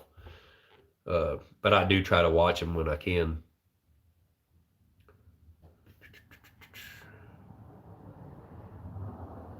I'm rambling with the brooms. Oh my God, David, football's running my veins. Yeah, that's my wife, guys. My wife and my kids, like they're all the time just running around, going to football games, going to friends' football games and everything. And I'm just like, how do you guys do it? And that's probably my main gripe is that, let's say if she borrowed money from me to pay her phone bill and she's like, I'll pay you back on Friday. And then she doesn't, like usual. She don't pay me back. And I'm just like, it is what it is. I needed that money for something, to ship something out to somebody, but I loaned it to her so she could pay her phone bill because kind of things are a little separate right now. Just telling you that's how it is, guys. It's been that way for a while. It's nothing new. It might be new to you guys. You're probably thinking, man, that sucks, but it's just a way of life anymore for me. But she don't pay it back, and then she's running around, running gas out, like she's never hardly here, always running around and stuff. And I'm just like, why can't you stay home, help me clean this house up and stuff? I don't know how I'm ever going to sell the house if I can't get it clean. My wife and kids come here, they dirty the house, they don't clean up after themselves, I have to clean up after them, and I have to do what I do, the sawmilling, the woodworking, YouTube, trying to sell stuff. It's rough trying to do it all. Off the wall prepper, $20 gas fund. Why, thank you. That's awesome. That will definitely help out. Sandy Wilkerson said that coffee table is beautiful, solid. Thank you. But I will be taking offers on it. I would love to get $800 out of it. But if you guys want to email me with offers on that coffee table, I can take it apart and basically flat pack it and get it shipped. I imagine it's probably going to cost me $100 or better to get it shipped because of its size and its weight and everything. But we could ship it if you're in the area of Southwest Missouri, Northeast Oklahoma, something like that. I could probably meet you somewhere or something. We could work something out, but all you got to do is email me if you want to buy the coffee table. I'm going to be building a very similar coffee table with the walnut slab, the live edge walnut one. That was going to be a dining table, but my brother Terrence, that you guys see in here every once in a while, or TJ, he said, well, the size of that and what you want for it, you need to probably make it a coffee table. And I thought about it and I said, well, he's probably right. And so I'm going to turn it into a coffee table. I'm going to do the castle joinery style legs on it. I've already got the legs made up, glued up and everything. I just got to do all the joinery and stuff on them. And that'll be hopefully a future video coming up. I don't know when I'm going to get time to do it. But hopefully we can get that done. And, this coffee table is basically a fundraiser. I'm trying to get that sold, and that's going to help out with some of the gas and everything. I don't expect people to just give me so I can go do. I'm trying to do the woodworking stuff so I can actually, ship something out to somebody, and that helps put into this channel. And, I go out and in return, I help other people, and that helps me produce content at the same time. I hope you guys can understand that. And it helps my channel, it helps Ed's channel, helps bring in subscribers and everything. At the same time, when I'm out there with him, I try to give him pointers. Not that I'm the best at YouTube or anything. I've learned a few things here and there that makes my videos better, and I'm trying to teach him some of this stuff. Next time I go out there, I'm going to have to bring my laptop so I can go through editing a video, much like Anthony over at, or Ant, I'm sorry. I don't think he likes being called Anthony, but Ant over at Country Road Cure, he showed me a lot about editing. It was a little confusing for me because he uses Adobe Premiere and I'm looking at it and I'm like, yeah, this is all kind of gibberish, but I kind of get what you're getting at. I use Filmora 9. So yeah, it's a little bit of a learning thing, but I got the gist of what he was talking about and everything. And we literally went out and kind of shot video together, and he edited that for me. I sit there and kind of, okay, cut it here, do this and that. I put in my 2 cents worth, and that video done really, really good. But yes, I learned a lot, and I'm trying to kind of do the same thing for Ed to help him improve his content a little bit. But yeah, I mean, not that I know much of anything. Jared Crocker said, some people just help others to gain subs. Yeah, and I'm not in it to gain subs at all. That's not, I could care less how many subs I got. I could care less how many subs you got or anyone else has. To me, this is friends. I'd love to come hang out with you guys at some point or something, but, I don't know. It is what it is, right? Um, there are channels out there. Another channel that I've reached out to here recently that, certain people don't like and stuff because of things that happened in the past. But I was like, you know what? I'm not going to let other people tell me who I can watch or whatever. And, the bad thing is like that channel, like when I come in there and I say, hey, whatever, say hi to them, and their chat ain't moving, and they totally ignore me. And I'm like, okay, I see how it is. And so, yeah, unfortunately, I probably won't. Let's say if Jared Crocker puts a video out and this other channel puts a video out, I'm probably going to go ahead and click on Jared Crocker's video, because Jared Crocker, when he sees me say hi or something in there, he's like, hey, what's up, Hood's Custom Shop? Gives me that little tiny bit of recognition. Not that I'm getting subs or anything like that. I could care less how many subs I got. It would be great if I had, hundreds of thousands of subs. That'd be awesome, because then I would be making a living on YouTube, right? But I don't know. I don't care about that number. What I care about is the people that I get to talk to in here and, actually have an interaction with and everything. The Paul Honeyman, 20, I don't know what that is, 20 pounds. David, I can't build or laborer, but if this helps Ed out, use it for what he needs. Why, thank you, Paul. That's super awesome, man.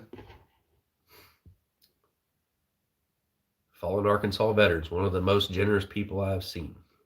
Are you talking about me? I know some other people out there that are probably more generous than I am. I have tools, I have abilities, and I feel like, and I love helping people. That's just who I am. I've always been a very giving person. You can ask anybody in my family.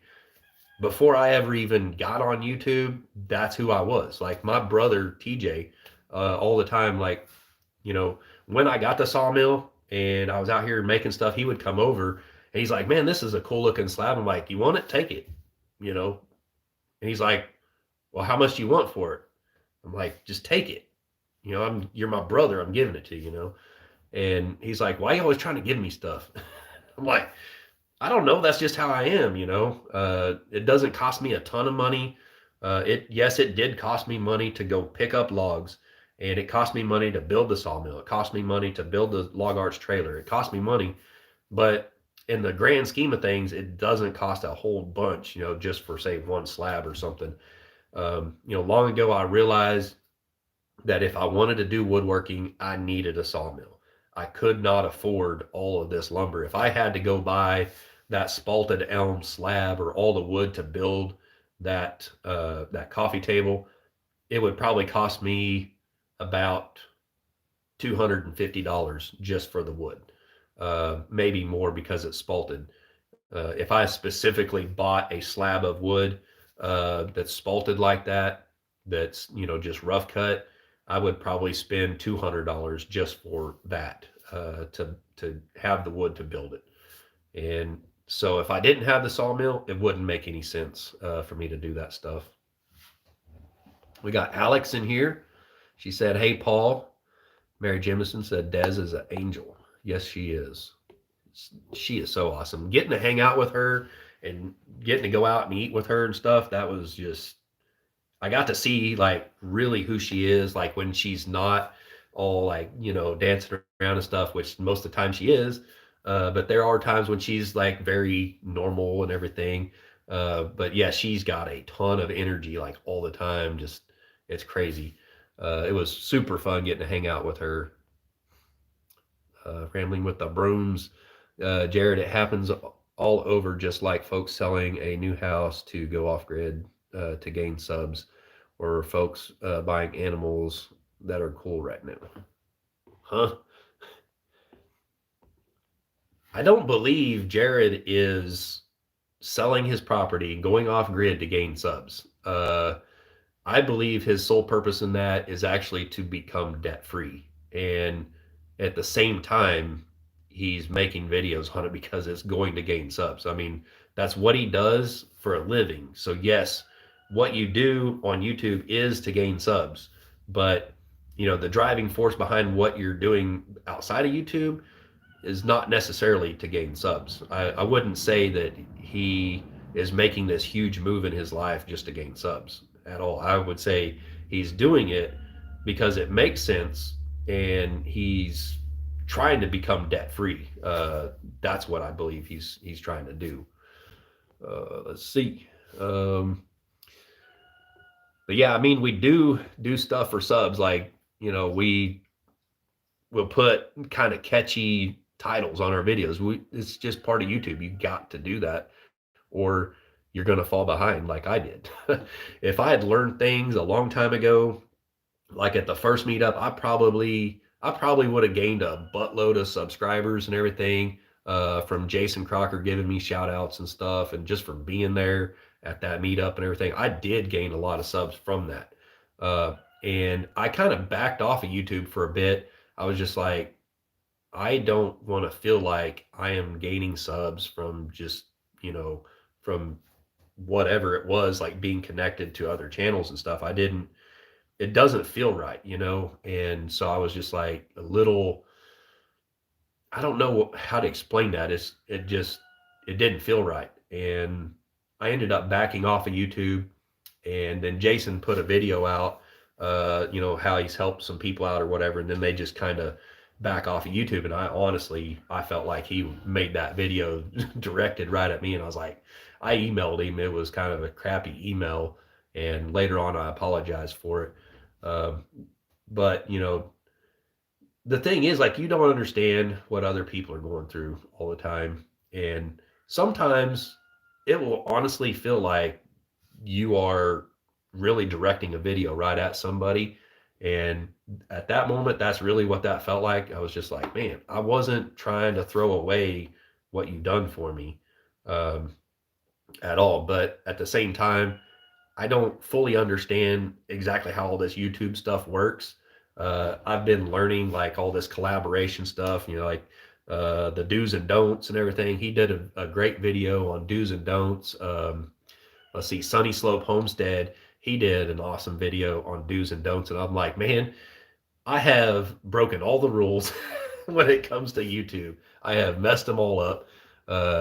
You know, like when Kelly from Roost and Rescue was out here, I was talking to her just kind of like you talk to anybody like off camera, and I figured she would cut it out. And I was like, yeah, Jason Crocker gave me a shout out, and not, I wasn't trying to name drop. I did not think she was going to put this on YouTube, but she put it out there. I was like, okay, you got to watch what you say around other YouTubers, because if they put that out there, it can really come off wrong. Not the way you mean for it to or anything. And I was just talking to her like person to person, but her daughter was over there with the phone recording like the whole time they were here. And I was like, surely she would edit this out. Like when things you talk about that you don't expect to go out there on YouTube, right? I wasn't trying to name drop or anything, but when I watched her video, that's exactly what it felt like. And I was like, oh my God. But then what do? Do you like call her up? Hey, Kelly, hey, can you delete that video? No, you're just like, it is what it is. Let it go. You know, if you're going to be on YouTube, you got to be a little tough and you got to be able to accept things, even though it's like, man, that sucks bad. That sucks really bad. Sometimes you just got to roll with the punches and keep on moving forward. Rich Hive says, thanks, David. I'm probably way behind. Rambling with the Brooms, go take a teaspoon of honey or syrup. Yeah, that would help my throat out a bunch right now. I still got the sea cough and the skin rash. Had it since July. It sucks. Dang, since July? Daggone. I don't know if that's what this sinus stuff is. I'm pretty sure it's not because I had it before. I've had it like a while because we have mold underneath the house. I don't know. I have despised this house ever since we got it. Before we even got it, my wife was all about getting this house. She's like, "Oh, I love this house," and I'm like, "I hate it. It's multi-level. If I want to go to a bathroom, I either got to go downstairs or I got to go upstairs, and my knees ain't great. So, yeah, that sucks. So I want a house that's like a single level." Honestly, this bus would be great for just me. I'd be able to travel around, go do things, be super awesome. I'm just hoping that if I get at least $6,000 out of my tax return this year, I doubt I'll get that much, but if my half of it is 6,000, I have a property in mind that I can actually go pay cash for, and it'll be 100% paid for. It might cost me a little more than that for closing costs and stuff. It is over in Oklahoma. It's not too far away from Jason's off-grid property. It does have power. It doesn't have water, but it does have power.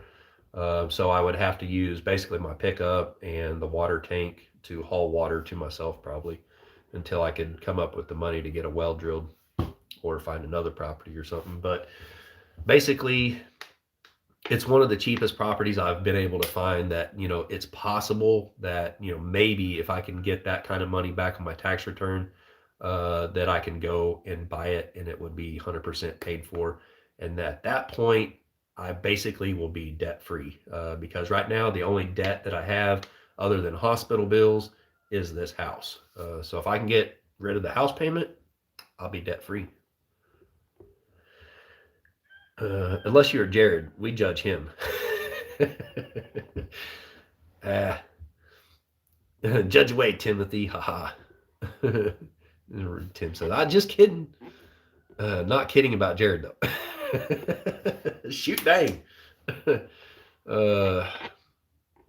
I'm so far behind. I just know I am. Jared. Let's see. Rambling with the Brooms at Ridge Life at Jared Crocker. Jared plays a grumpy old man, but we all know the truth. But it's safe in here. Yeah, I've got to see the real Jared Crocker. He's a cool dude. He's awesome to hang out with. Got to hang out with him a little bit. When you first kind of meet someone, like maybe you've met him before or whatever, but like when I went out to the 41.36 and Jared and Matt was out there, I was like, man, these guys are like super cool. Like, I don't know, made me feel a little uneasy. It takes me a while to kind of warm up to people and kind of open up,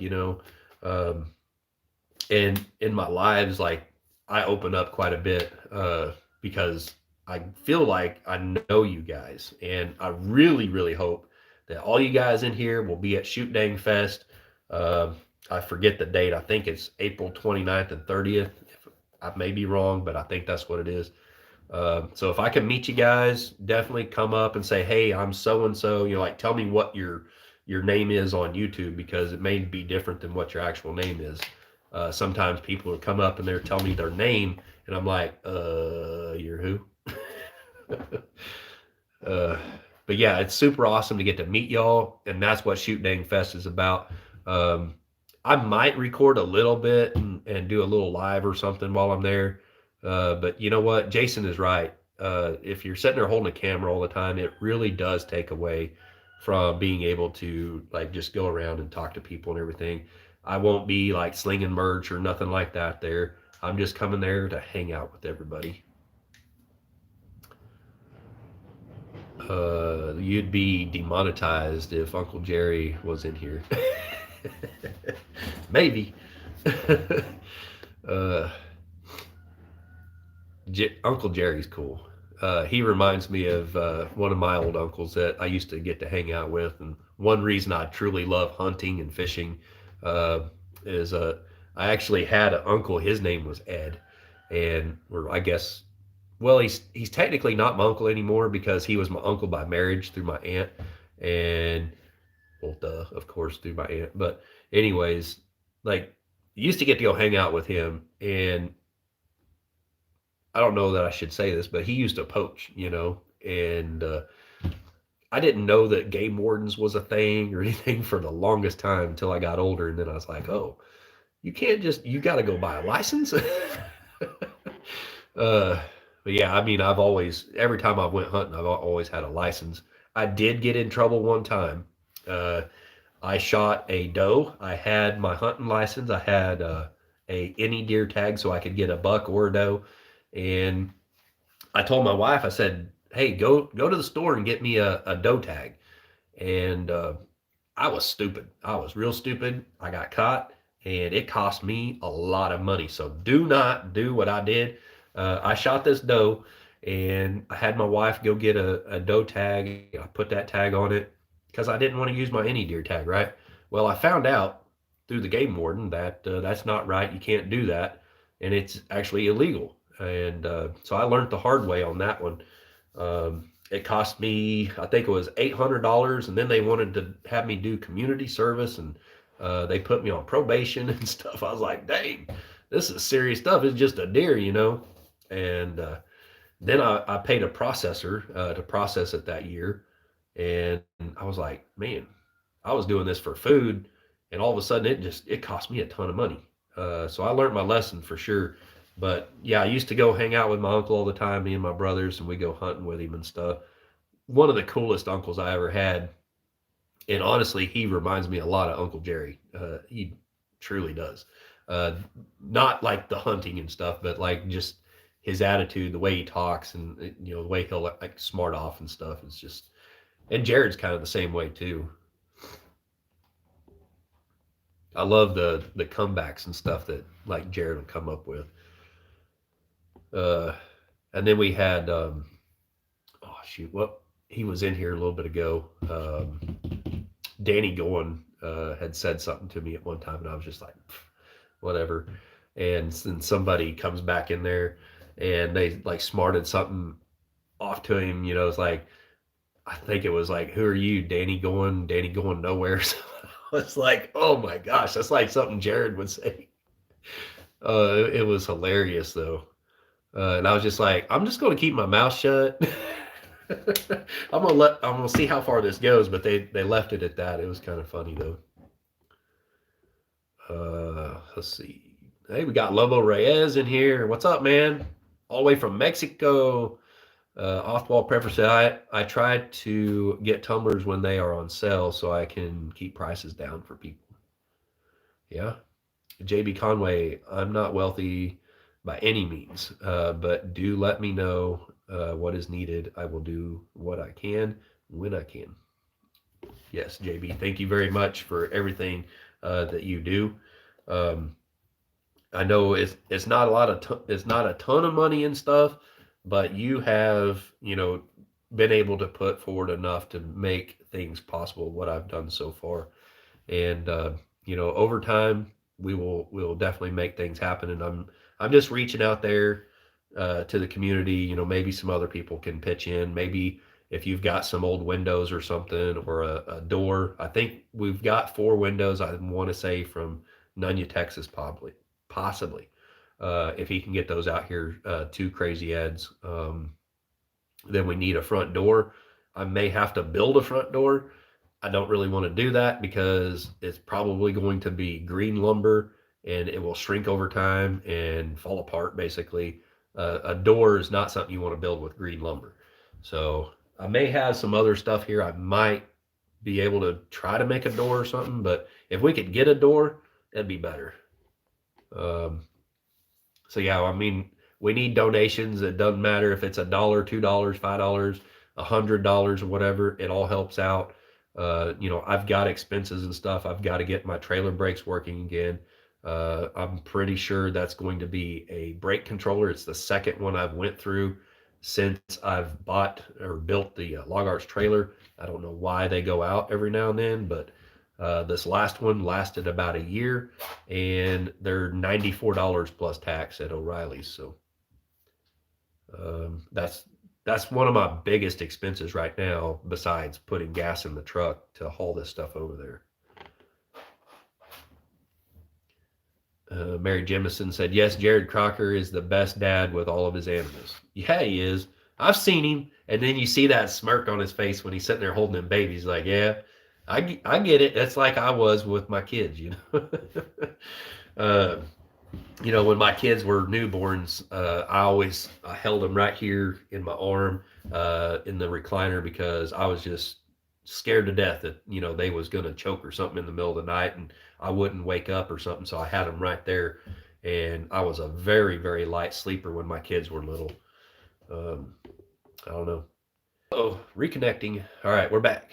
Patty Price said, I'm not on oxygen 24/7 now, and I do have a portable now. Well, that's awesome. I didn't know. I just thought, I have what is that, aunt-in-law, I guess my wife's aunt. She's on oxygen like all the time. So I just kind of figured, I don't know all that much about stuff. Who's this Jared Crocker fellow you mentioned? You too.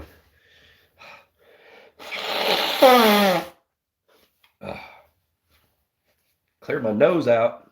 I feel like I'm talking through my nose when it gets like that. I don't know. Jared Crocker, he's this really awesome dude. Super nice guy.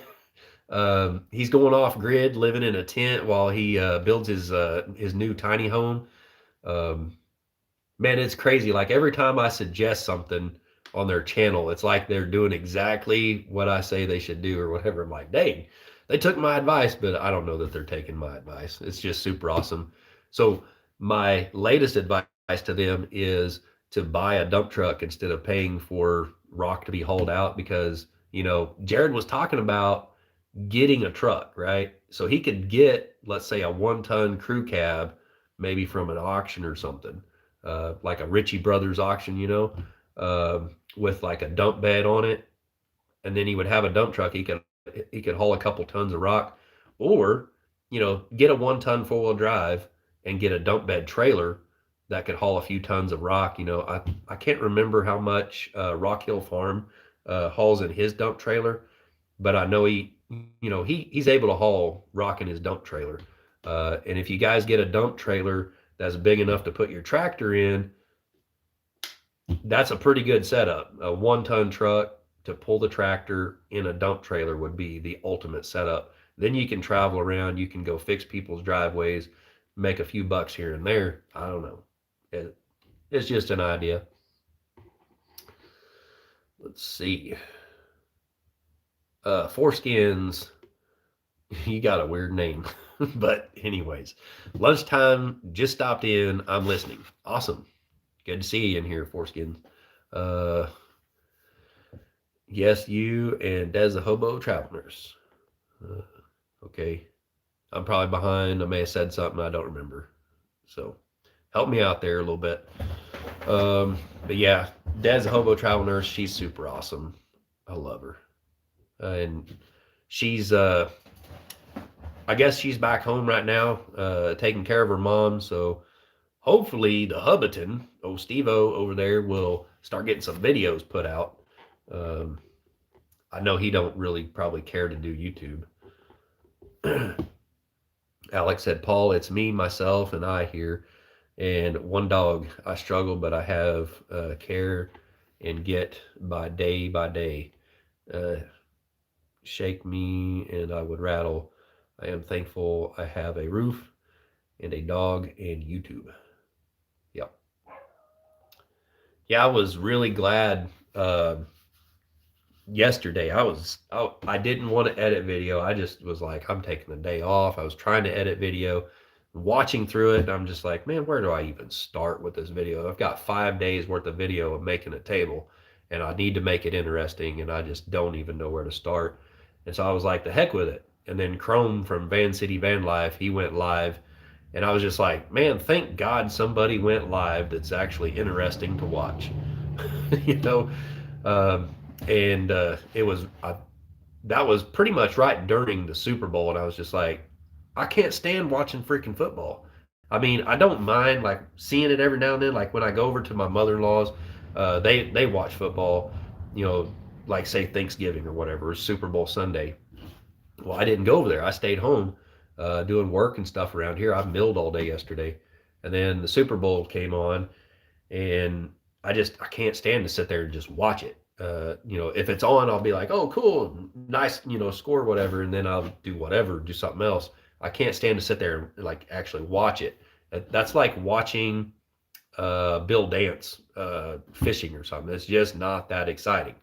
To watch a little bit of fishing, like reeling, grilling, and chilling, watch him do a little fishing, and his videos, like he's not just fishing.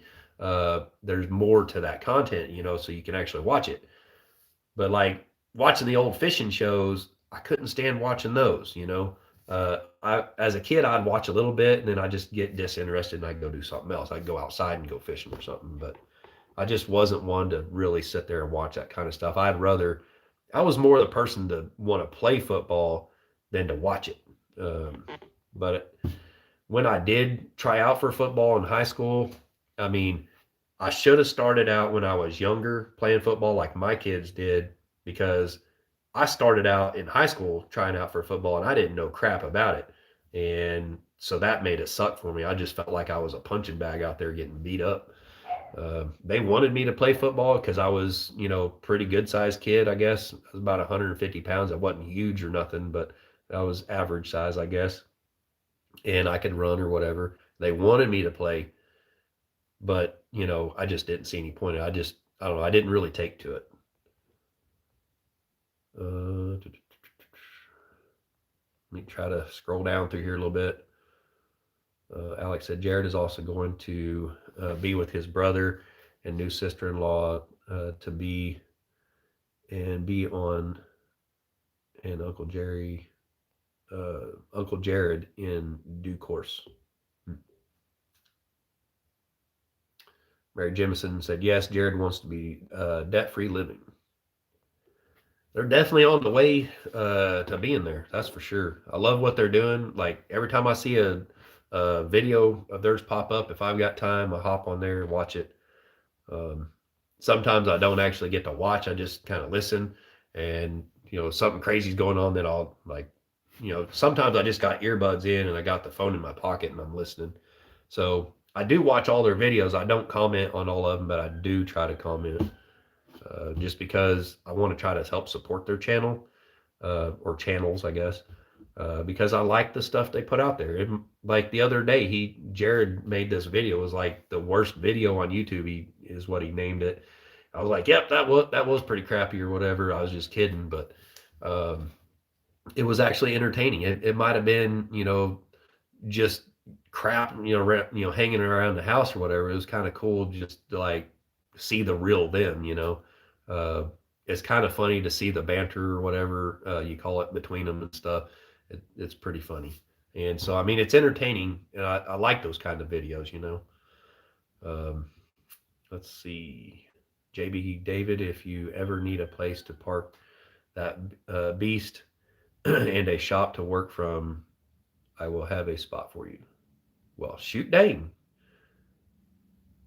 Who's that? That's just a car going by really slow. I may end up taking you up on that one day, JB.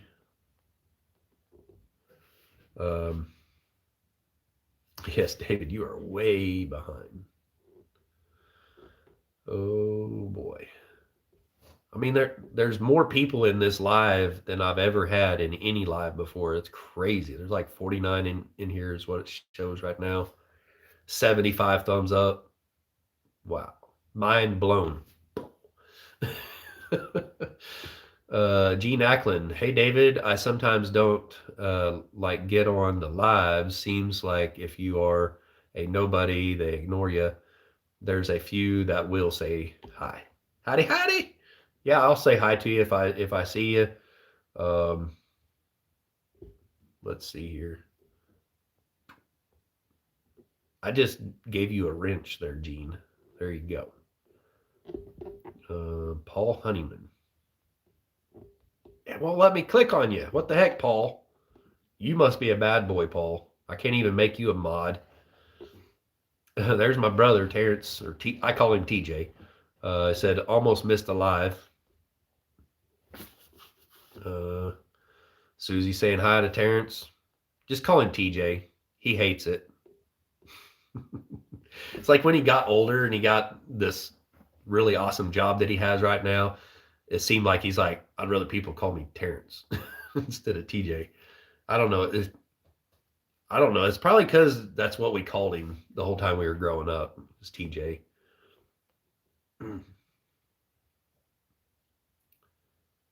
Alex said, Paul, I can barely stand, but boy, would I love to be at Shoot Dang Fest and meet everyone, especially the Crockers and the regulars. Bit too far across the pond. I get it. I mean, if it wasn't so close to me, Tulsa or Catoosa is roughly 2 hours from me. I actually used to haul ammonium nitrate out of Catoosa all the time. That's why I know so much about Catoosa. There's a port there, and I used to go pick up ammonium nitrate out there and haul it. Sandra Melhot. Howdy, howdy. The only one who can judge is the Lord above, and he will judge the people judging. True. Let's see. Cindy Brown said, Shoot Dang Fest, Saturday, April 30th. But yeah, people will be showing up there on the 29th, too. So 29th and 30th, the actual like get together, I believe, is on Saturday, the 30th, like she said. Alex said, Tim, your beard is looking awesome. But see, I voted for Jared in all that, and then I think Lila didn't take too kindly to my vote. She wanted me to vote for Matt. I was like, I don't know, I kind of like Jared's beard. And then Tim at Ridge Life is like, yeah, he's a good looking dude. And I'm like, whoa, I don't know that I would go that far. I'm a dude. I'm not going to be like saying, okay, he's a good looking dude. I'm not, I guess, that comfortable saying stuff like that. JB Conway said, I have to go to doctor appointment at noon, but call later. I will do whatever I can. Thank you, JB. I'll talk to you later. Let's see here. Patty Price said, David, take a teaspoon of raw honey every morning first thing. It will help soothe the throat to keep from getting dry. Well, my throat would probably be fine if I hadn't been running the sawmill all day yesterday. All that sawdust and stuff really helped dry it out. And then talking on a live, of course.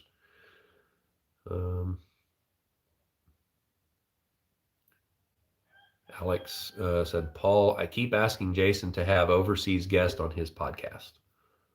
Well, that'd be kind of cool. Hey, there's Charlene.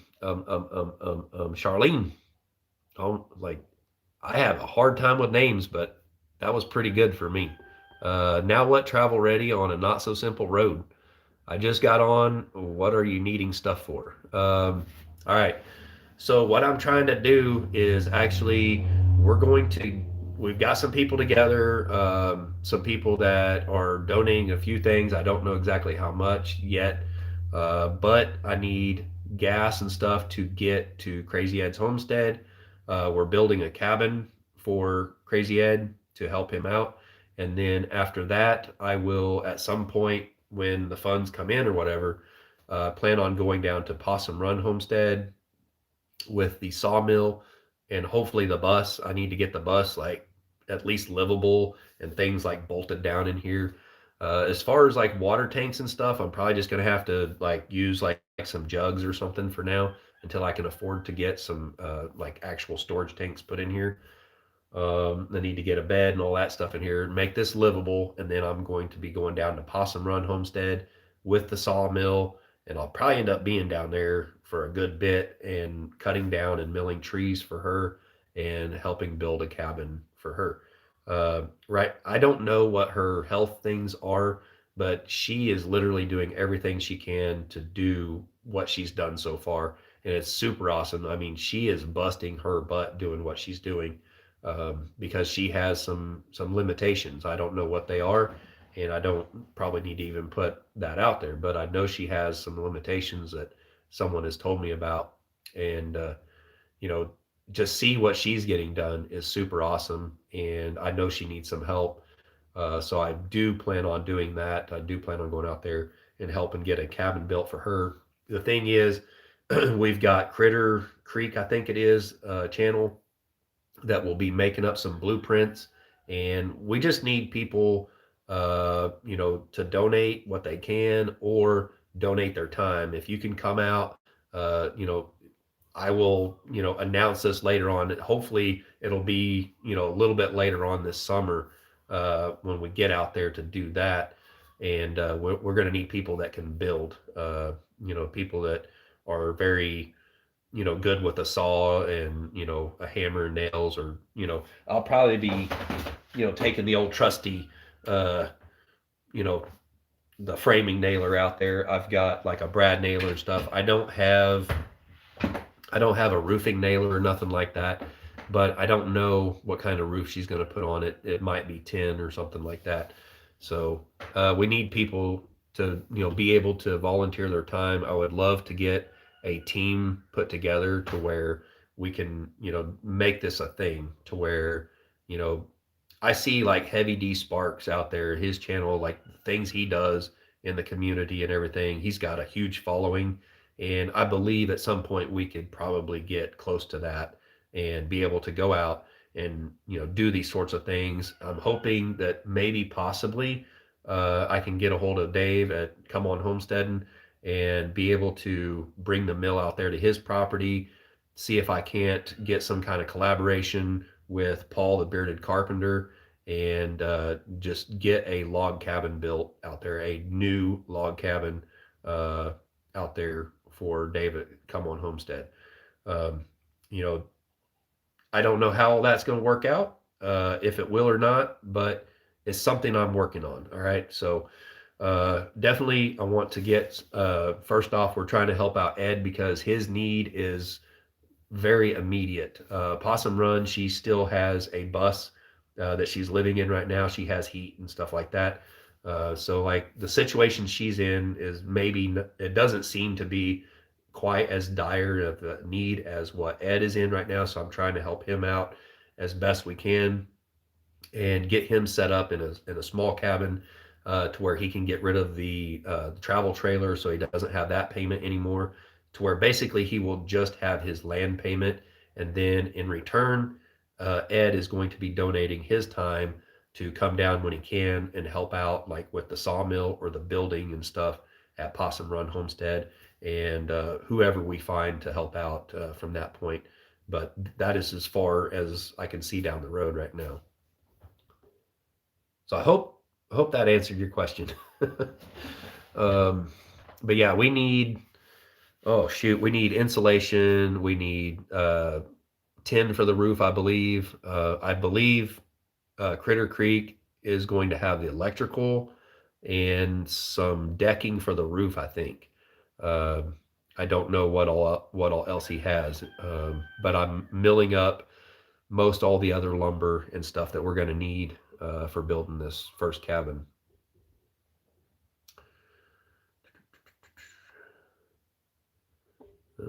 Let's see. Well, I can't see that deleted message, but someone deleted it. Thank you. Um, Ridge Live. Howdy. At Now What Travel Radio on Not So Simple Road. Happy belated birthday. Now what? Charlene, I'll probably just call you Charlene. It's easier. Um, Said, hi, Paul. Fill me on what is need. Paul. Is Paul the bearded carpenter in here? Is that who you're talking to, Charlene? Or are you talking about Paul Honeyman? Uh, let's see. Yeah, like the biggest thing right now is I need gas money to because I'm going to have to make several trips out to Crazy Ed's, and it's like 3.5 hour drive out there to his place. Um, Unfortunately, I only have a half-ton truck, so I'm going to be loading down my trailer with as much as I can put on there. It is green lumber, so it's like really, really heavy. It's oak, it's not pine. So it's going to take several trips to haul this stuff out there. Charlene said, my B day is today, Tim. Happy birthday, Charlene. Happy birthday to you. Happy birthday to you. Happy birthday, Charlene. Happy birthday to you. I hope that put a smile on your face. I felt really awkward doing that. Alex said, many happy returns, Charlene. Then Rich Life says, well, happy birthday. Man. What happened to Crazy Ed's cabin? Okay, the cabin that's on the property that he's moving over to now, like this new property is just it's a lot section out there amongst all the other lots. And the one, all right, the land that he was buying before is really far back in the back of this property. The road is terrible. He got stuck out there. I had to go out there and help pull him out. JB Conway, she paid for my gas and stuff to be able to go out there and help him out. Got him unstuck. Someone else out there helped him with getting some used tires put on, and we're trying to get him to a point where he doesn't need people to help him out a whole bunch or anything anymore. We want to try to get him where he's debt free, to where because he's not able to pay on the travel trailer or anything right now. But the property he's moving to, there is a shed to house, like just a shed. It's an insulated shed sitting there. But that place, they want $360 a month for that, and it's $10,000. Plus, they wanted him to pay all of the back payments that the previous owner uh, owed on it or whatever. And he's just like, I can't do that. Um, so we're trying to get some people together and build a cabin. I do have a few people lined up. We may have windows. I've got to hear from Jake from Nunya, Texas on the back 20. I think he said he had 4 windows, like double pane windows, to donate to it. Um, we're going to need 10 for the roof. It will be a 16 by 16 building. So I'm thinking it's going to need 10 sheets of 10 if they're 4 foot wide. It may be more than that. I think there may only be basically 3 foot wide. I can't remember. It's been a long time since I've built a building. So the other thing is we need people who know how to build, that have experience with, like, putting the roofing on, that sort of thing. I'm not highly experienced with that. I'm more of just kind of a woodworker. I can put a building together, um, but I am milling as much of the wood as I can so we don't have to buy lumber. I'll probably take you guys out there in a little bit and show you what I've already got milled up just yesterday. Let's see. But yeah, that cabin is being repoed, or supposed to be. I told him that he needs to send a certified letter. As a matter of fact, my brother TJ told him this. He needs to send a certified letter to them, basically give them 30 days to get it moved, get it out of the way. I don't even know if he should give him 30 days, but maybe he needs to talk to a lawyer, get a certified letter sent to him, and start charging them per day that it's sitting in his way, because it's right next to the power pole. And they wanted to play hardball with him, so I'm suggesting that he plays hardball right back with them. So hopefully he does that, and maybe he'll end up owning it. I don't know. But, you know, I wouldn't be like that towards them. I wouldn't be like that towards them. I'll get back with you, Patty Price. I seen your message there. Um, but you know, the way they were towards him, I was just like, okay, they want to be like that. Well, then you can kind of be short with them and say, well, get it off the property right now, or I'm going to start charging you storage fees for it being on my property. Um, and maybe they'll just say, all right, keep it or whatever. The story is that cabin has been repoed multiple times over the years from several people. It's been moved multiple times. And, you know, that company is not, they're not out there, you know, trying to help anybody out or anything. They're only thinking about themselves, like a lot of companies do. JB says, thank you, mods, for real. I don't even know what that comment was, but I think I've seen that person in here before, and they're just kind of a butt. So it is what it is. Ridge Life said, I just emailed you, confirm email address at Hood's Custom Shop. DavidMeHood@gmail.com. That's just my name. I have two middle names. Martin Eugene is my middle name. So there you go. You guys can steal my identity. Please, somebody steal my identity so you can share the debt. Yeah, I've had people try to steal my identity, and they're like, man, this guy has horrible, horrible credit. I can't even get a prepaid credit card with his name. I'm not worried about someone stealing my identity, because if you steal my identity, you ain't getting nothing. uh,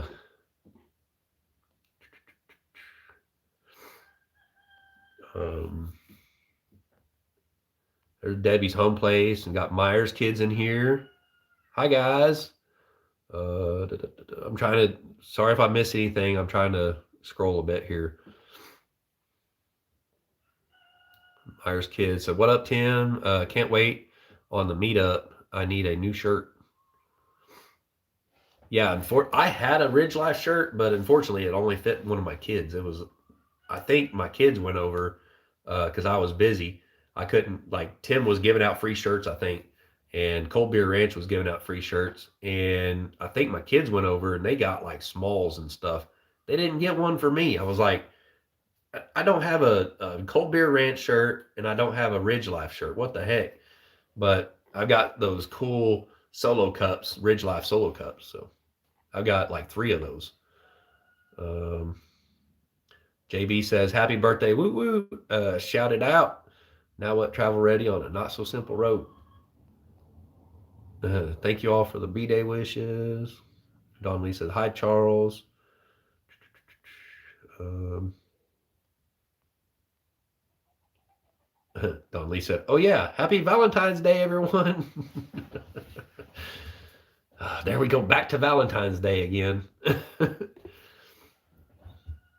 My brother says, I'm fine with either name, but if family or friends called me Terrence, I would probably look at you weird. Yeah, it feels weird, like, to call you Terrence. I'm just like, no, it's TJ.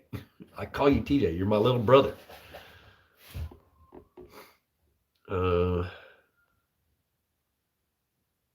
Nobody puts Paul in the corner. I need to, let's see if I can click on him here. All right. Okay. Paul is now a moderator, so he's safe. Now he can speak freely. No, YouTube keeps putting folks in timeout on hoods for some reason. Yeah, I don't know what's up with YouTube. They've been doing it for a bit. They put my mom in timeout and stuff. Don Lee said, I love Mama V. Yeah, she's super awesome. Got to hang out with her at the 41.36. She brought her bus out. I never actually got to go in her bus and really check it out. That's what I missed out on, because now I'm building a bus, and the only way I have to like see what the inside of her bus is like is to go check out her Instagram and look at the pictures and stuff. And it's really cool the way she did her tub. It's a stock tank, and that is actually like a couch at the same time. So that's pretty neat.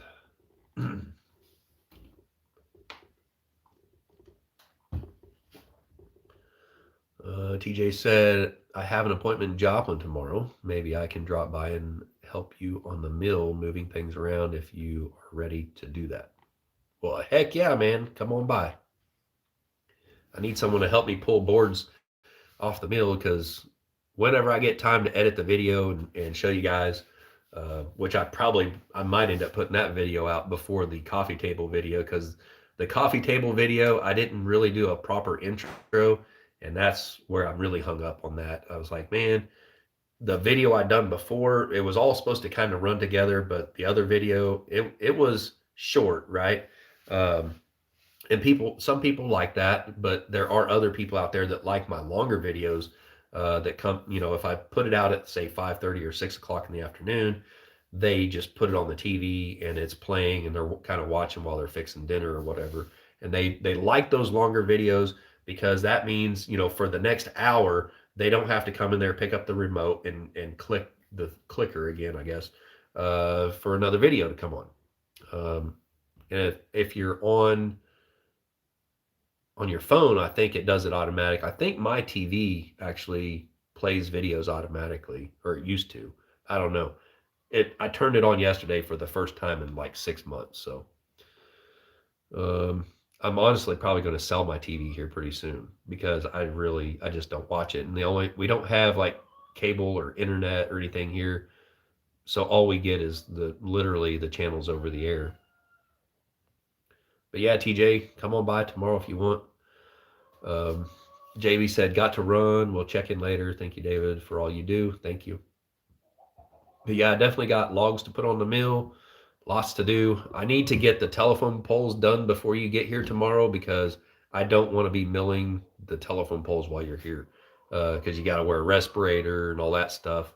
But I need to get those done for the main beams that we're going to build for underneath his cabin. He was talking about doing basically like pier and beam, kind of like Jared Crocker. And I'm just like, nope, we're not doing that. That is way too much work. Just build it like a shed. We'll build it on some engineered beams, some heavy duty. I'm milling these telephone poles. They're treated telephone poles with the creosote. And I'm milling them 2.5 inches thick, 9 inches tall. And it will basically be 3 2.5 inch boards spliced together with nails in them, and that will be the engineered beam to be able to make the 16-foot beam underneath of it. So it's going to be pretty heavy duty. I milled them originally. It was, I want to say 5 by 9 or little. I think it's 5.25 by 9 inch, and it was just too heavy. And I said, well, I need to mill it down anyway because we need to be able to make it longer. And so we can just kind of do like a sandwich beam. It'll be just as strong. It'll be super heavy duty.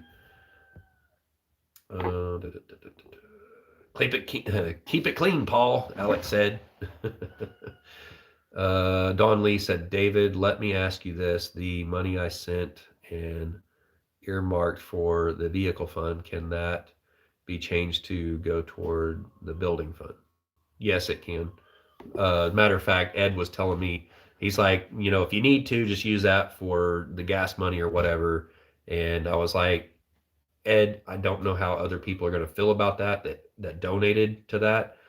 So if I need to use it to fix the brake, get a brake controller, I could do that. But then I need to be able to replace that in that fund. So, I said what I was going to do with that money, so it's separate.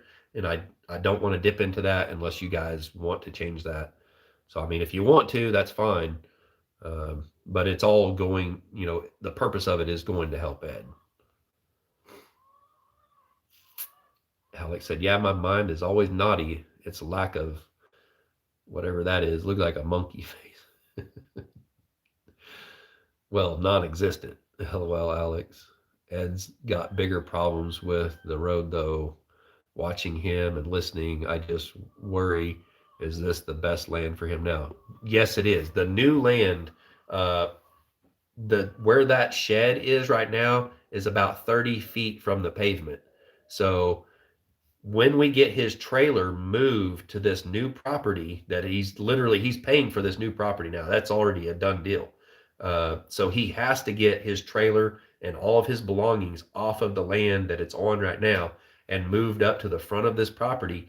And he's literally going to be like 30 feet off the pavement. Uh, and he won't have to worry about the road no more. That won't be his problem. And he will have a well. There is a well there. I've already found it.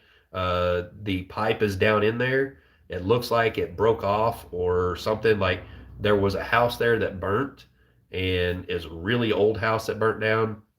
But there is a well, there's pipe down inside of it, and there's electrical down inside of it. It's about 15 foot down, 12 to 15 foot. So we'll have to go out there and see if we can get a hold of that power wire and pull it up. And while I have the log arch trailer out there, if we can get that pulled up, I can make some prusik knots, and I can actually probably pull that well for him, and see how deep it is for one, and see how many horsepower it is, and kind of like what kind of voltage is going to have to go into it. When we get the well up, we'll find out all that stuff. Uh, and hopefully the well pump is still good. I would imagine it probably would be. It's kind of hard for those things to go bad. We'll get it all cleaned up and see what else we need to get a cap put on. I don't know if that well has a pitless adapter or not. It may not. I didn't see anything like a pitless adapter in it. But if we can get that plumbed up, I mean, the 12 feet or 15 feet of pipe, whatever, wouldn't be a huge deal. If we can get that put back in, and at least get it locked in place to where he can get a cap for it. And then over time, maybe get a pressure tank and all that kind of stuff, build a well house and everything out there, get it set up, and then he'll have a well. And that would be a huge thing for everybody else out there who is buying the properties further back in there, because they need water. And it could be something that could make him a little bit of money, and be able, to where people wouldn't have to drive all the way into town to get money. He could charge just jump change to fill up people's tanks or whatever. And so I think that'd be super awesome for him. There's a power pole on this property. He's not going to have to deal with these potholes and stuff. I mean, his yard out there does have some dips and stuff in it that the loggers have, dug up and stuff, like from root balls of trees and stuff that they pushed over. So yeah, he's going to have a little bit of dirt work to do. But when wintertime comes and it's all snow and ice and everything, it's not going to be a huge deal for him to go, like, say 30 feet out onto the road. So it's a game changer. This new property is a huge game changer, and I'm hoping that he can keep this. And that's one reason I want to help him out, to where he's not trying to pay for the shed that's there, because if he does that, he honestly can't afford that, because it would end up being $800 a month is what he'd be paying. So if we can help him out, build him a cabin and everything, that can kind of put him in a position to where makes things easier on him. And it also makes it to where, I've got somebody else on my team that can come out on weekends or something and help me do the things that I do. So he can actually start, helping out in the community, is what he loves doing also. But he can't do it right now because of the situation he's in.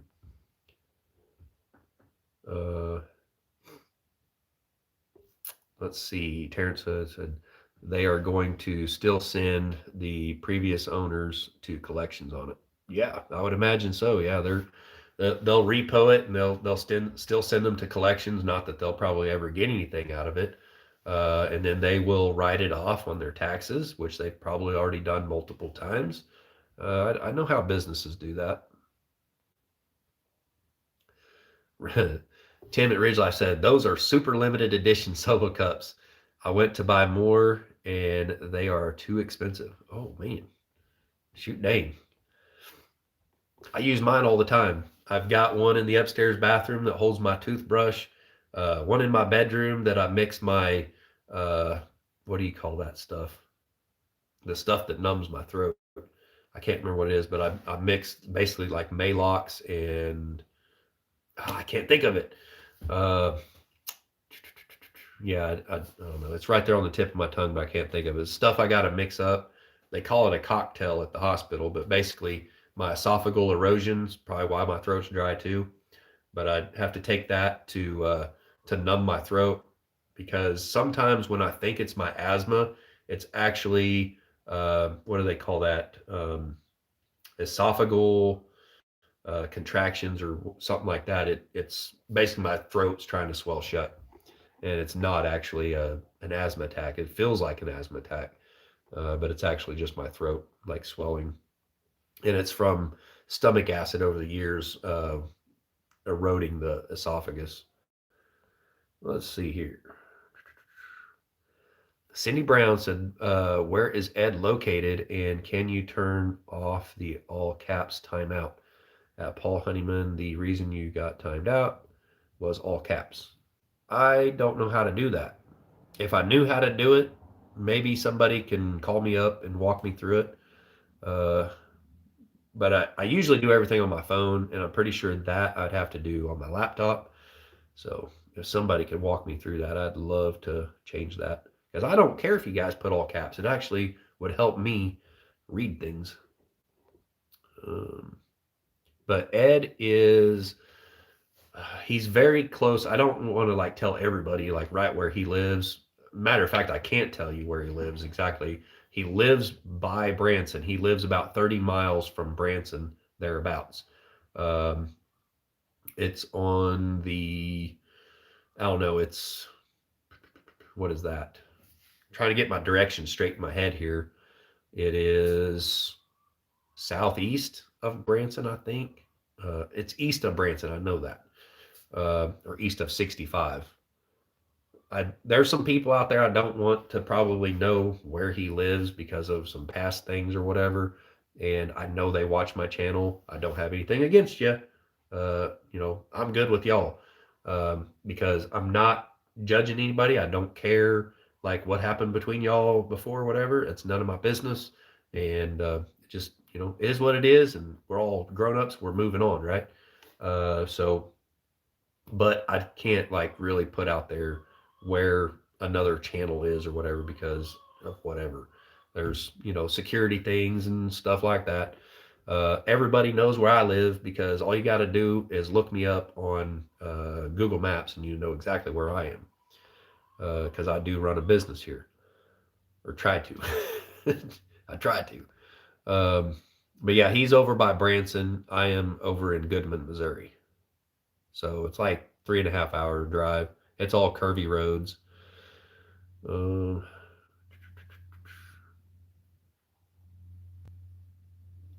Paul Honeyman said, "Oh, I can speak free. Look out, folks." uh, Joy Bless Live said, "YouTube is a mess. LOL." I don't know what you mean. I guess it could be for some. I don't know. Let's see.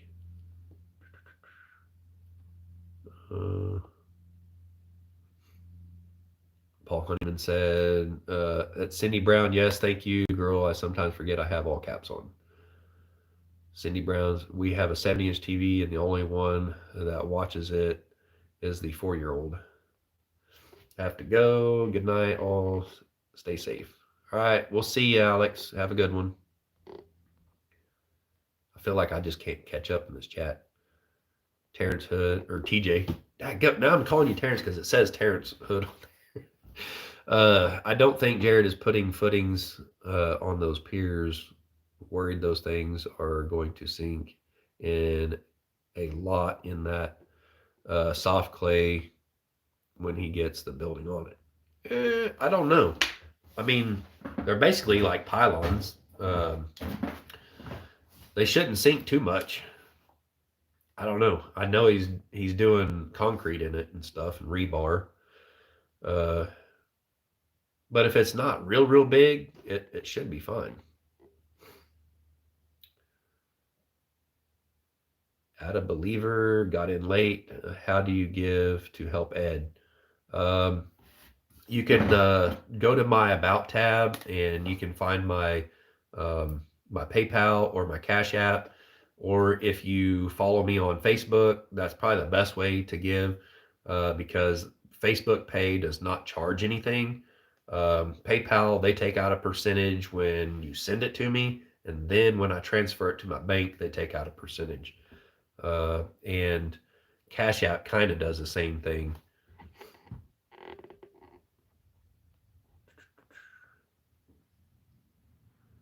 Rambling with the brooms. David, as you know, I support Ed 300%, but before he spends a ton of money, I'd be testing the water quality. Yeah, I mean, it wouldn't be like a ton of money. There's already a, uh, I mean, he probably should shock the well for sure. It wouldn't really hurt to test it, but I mean, it's out in the middle of nowhere. There's not a septic tank right there by it, so it should be fine. It's not farmland, so I wouldn't expect that there would be any, stuff from that down in there. It's kind of in the woods, so I wouldn't have any reason to think that it could be contaminated. There's not really anything around there, no farmland or nothing like that. So I wouldn't think that it would be, anything wrong with it. Is most likely it's good. But yeah, he should definitely get it tested. I think I want to say here in Missouri, you take it to the health department and it's like I want to say 15 to 20 bucks to get your well tested. I went and I picked up a kit to do mine here, but I never tested it. Uh, I think they told me it was like 20 bucks or something. And I just came home and I poured a bunch of bleach down the well and then cycled it through with the water hose and then ran it for a while the next day. And it was fine. I probably need to do that again because I have that iron bacteria, I think they call it, and it just plugs up everything. And we have a lot of calcium and stuff here too. It's really good water, but that that stuff gets in your hot water tank and messes it up. Uh, what did I miss here? Don Lee said miracle mouthwash, huh? Um, Enjoy Blessed Life said, good thing we bought one of those limited edition solo cups when we saw you prior. Yeah, I think I bought one and I think he ended up, or maybe I bought two and he gave me one later or something. I can't remember. But I ended up with three of them. And I had them all together there in the kitchen one day. I was like, how did I get three of these? I thought I only had two, but got three now. I think I got one at the 41.36 also. Rambling with the brooms. I'm not timed out.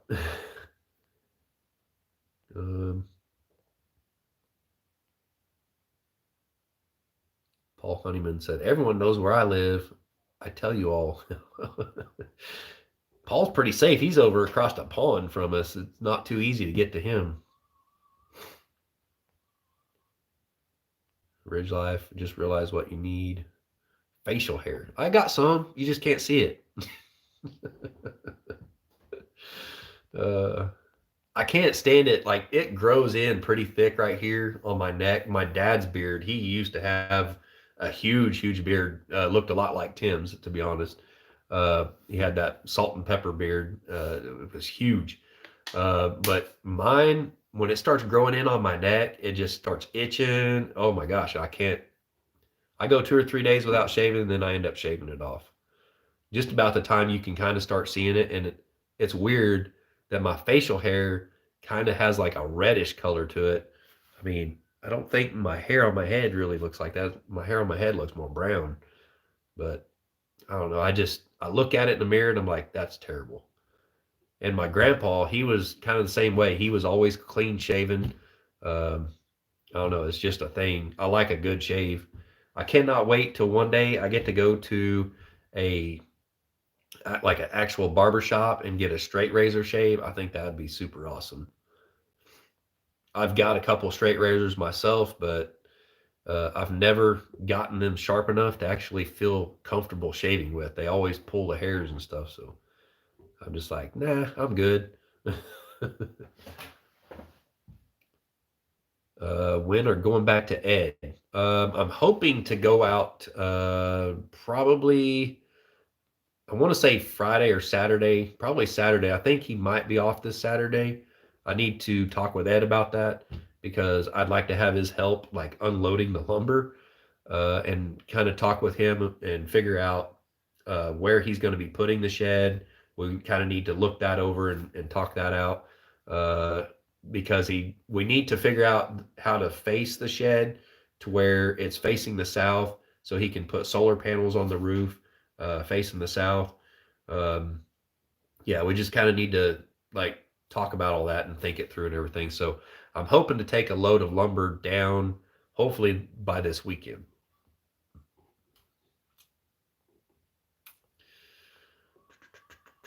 Um, Miracle mouthwash is what they mix to numb your throat. No, this ain't Miracle mouthwash. It's lidocaine. That's what lidocaine and Carafate, and it's like Malox. They put those three together, and you drink it down the hatch, and it numbs your. It will numb your mouth, but it numbs the lidocaine numbs your throat. The Carafate, if you got an ulcer or something like that, it coats that, kind of like putting a Band-Aid on it. But they did prescribe me the lidocaine, and so I mix that in. Anymore, I actually just mix it with water and chuck that down the hatch. Try not to get it on my tongue because I don't like it when my tongue gets numb, but it numbs my throat and everything and kind of settles things down. They call it like a GI cocktail or something like that at the ER.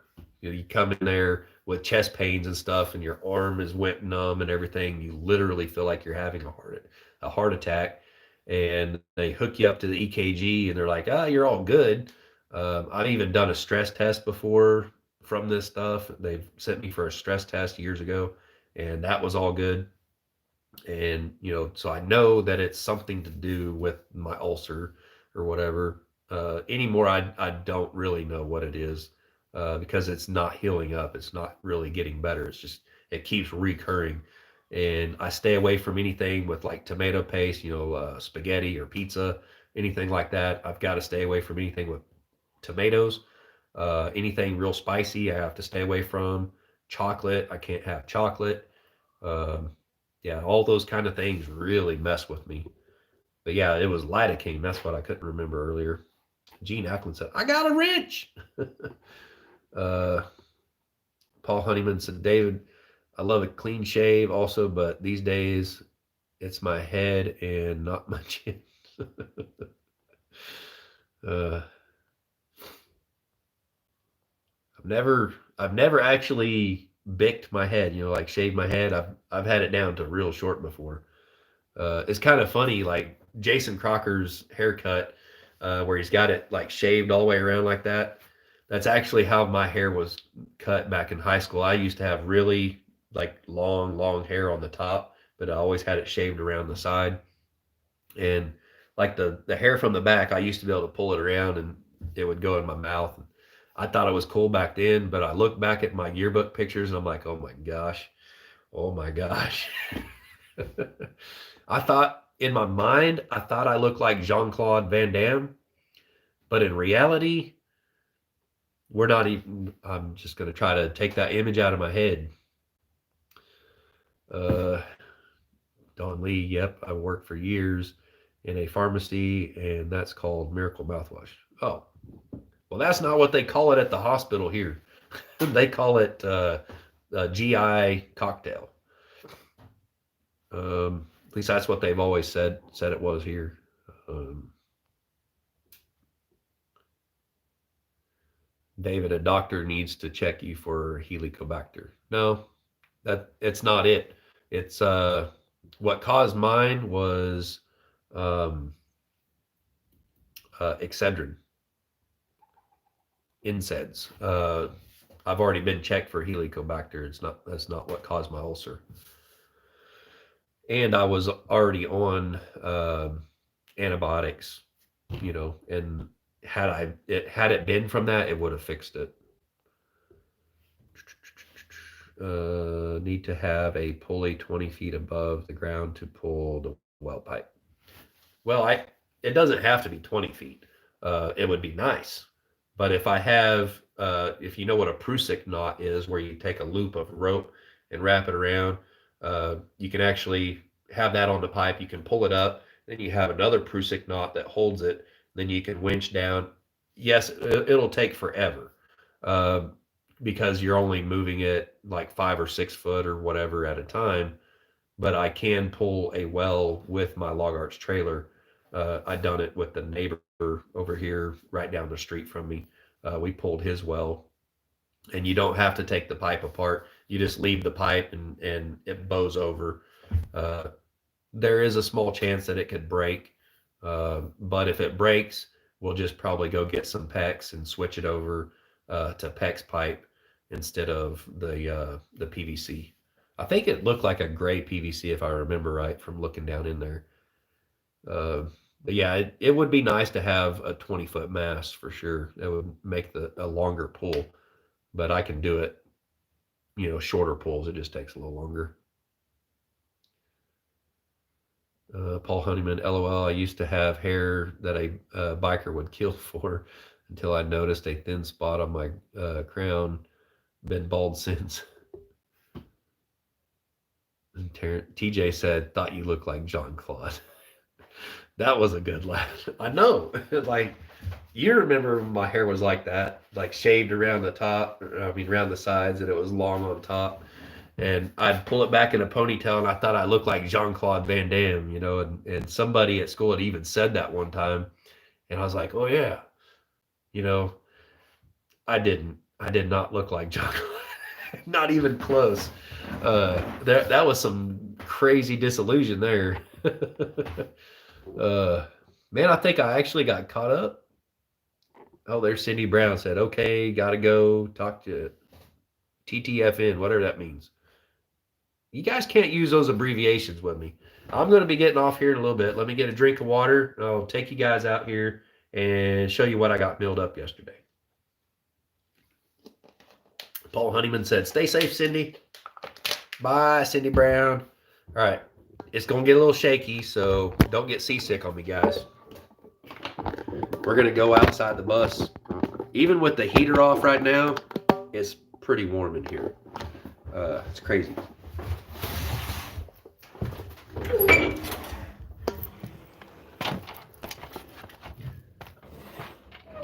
It might be a little bright.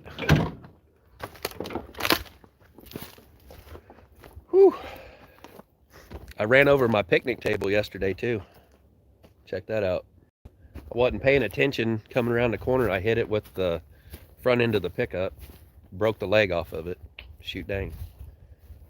All right. So, right here is what I got milled up yesterday. 243 square feet of 3/4 by 6 white oak. Right there. It looks like it still needs to be run through the table saw to clean up the edges. But if we do board and batten, there's going to be a board, I think you call it the batten actually, that goes over top of your gaps. You want to do board and batten because this right here is going to shrink at least 1/4 of an inch over time as it dries. So yeah, there's some of the board and batten siding right there, or it could even possibly be used as floor decking. And then right here, this is the telephone pole that I milled up yesterday to help make the beams underneath of it. Then there's some of the offcuts over there. I got to get some of that picked up and moved. I'll take you guys over here to show you the other 2 piles that are already milled and pretty well dry. So I think you can see this here. There's quite a few 2x6s underneath all this right here. There's some live edge stuff on top of that stack. And then I've got another stack of like 2x6s, 2x8s and stuff. There's some 2x12s in there also that I'm going to be hauling that out there. That stuff right there is pretty well dry. This stuff here underneath is pretty well dry. Then there's some new stuff on top right there. And I got to hold this thing quite a ways out from me to be in the shot. And right here, this right here, I've actually got There's quite a bit of dunnage right here, like flatbedders use. There's a whole bunch of this right here. I'm going to be taking that out there. There's a few right here that he'll probably be able to use. Let's see here. Foreskin says that sounds like well thought out idea. What's that? Pulling the well? Ta-ta for now. Okay, that's what that means. Hey, I'm not all up and up on this new stuff like this, guys. Got to help me out sometimes. We will have to call that haircut a Gary of Simple Life Reclaimed cut. Yeah, exactly. It was, yeah, like Gary's haircut. Yeah. Yeah, that's exactly what my hair used to look like Gary's. Joy Bless Life Plus. I don't even know what you mean there, Joy Bless Life. Paul Honeyman, David, what's the issue with the Chevy camper behind you? All right, that right there is actually my grandma and grandpa's old 1969 3/4 ton Chevy. It has no motor, no transmission in it right now. One of my brothers borrowed that from me, and the transmission went out. We ended up pulling the motor out. I put the motor in a 1-ton dump truck that I used to have years ago. That was my welding rig that I had it in, and I needed the motor put in there, but the transmission had went out in that. The camper right there has been on that truck ever since it was my grandma and grandpa's, and it'd be nice if one day I could fix it up. I don't have the money to put towards that right now. Drew from Dutch Creek Cabin has actually talked to me about fixing that up, and sometime here soon he's actually talking about coming out here and fixing that up. So that's super awesome. Motocross chicks, shoot dang, that's a lot of milled wood. Yeah, it is. And that right there is what I done just yesterday. I busted my butt on that. You were the Gary before Gary was Gary. Yeah, I was. I would show you guys a picture of my yearbook, but I don't want that pizza face out there. I'd look like a pepperoni pizza with Gary's hairdo. It was terrible. It was just horrible. Hey, there's Gracie. Hi, Gracie. Say hi to YouTube. What did you get all over you? You got something nasty all over you. Did that bobcat get a hold of you? Go get him. Go get the bobcat. That's our beagle dog. And then I've got all this right here. I'm probably going to be remilling this stuff. I got a couple of large cants right here that I could probably mill that into, say, like accent wall boards or something, or maybe even 2x4s. And then I've got some 5x5s right here. There's like a 4x4 right there of pine, some other stuff.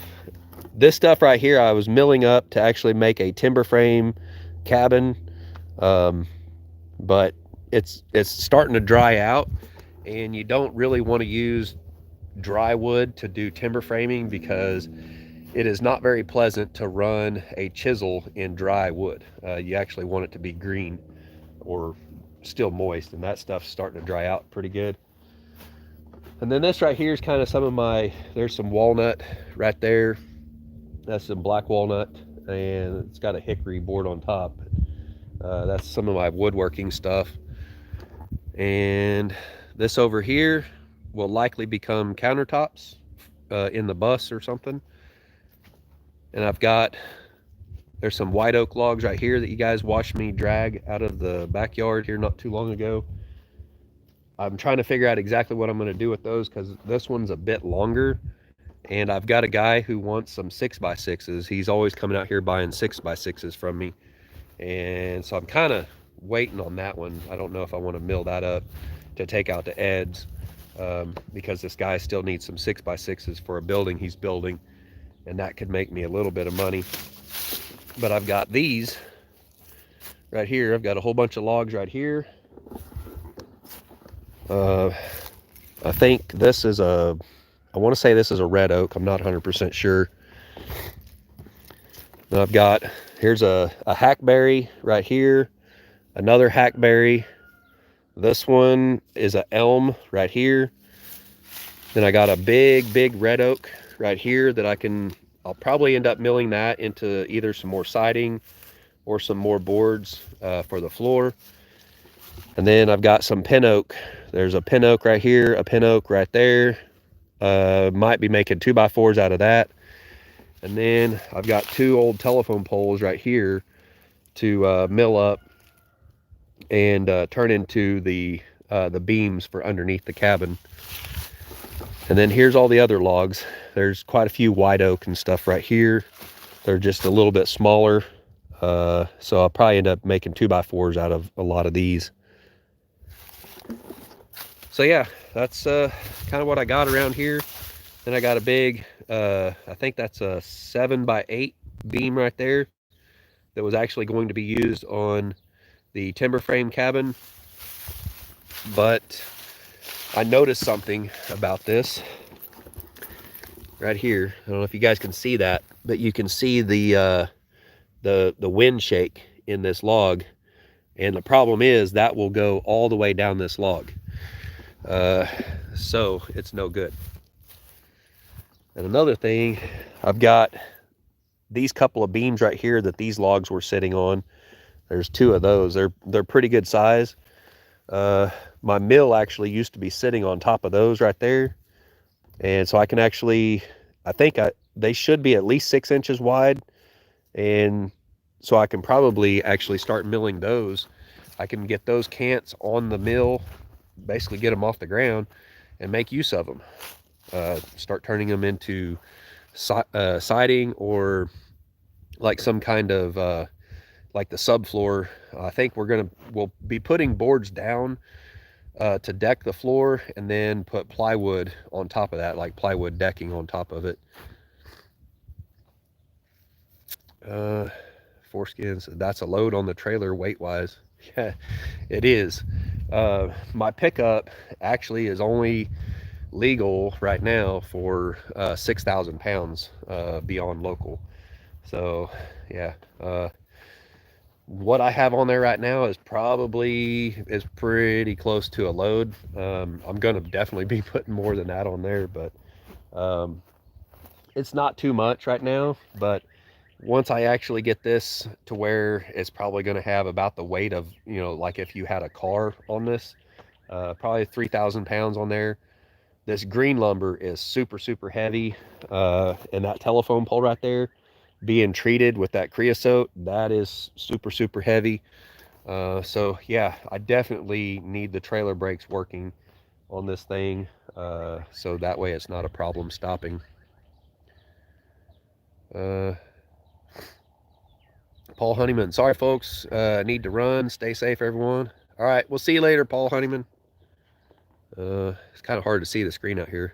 Mary Jameson's thumbs up, thank you.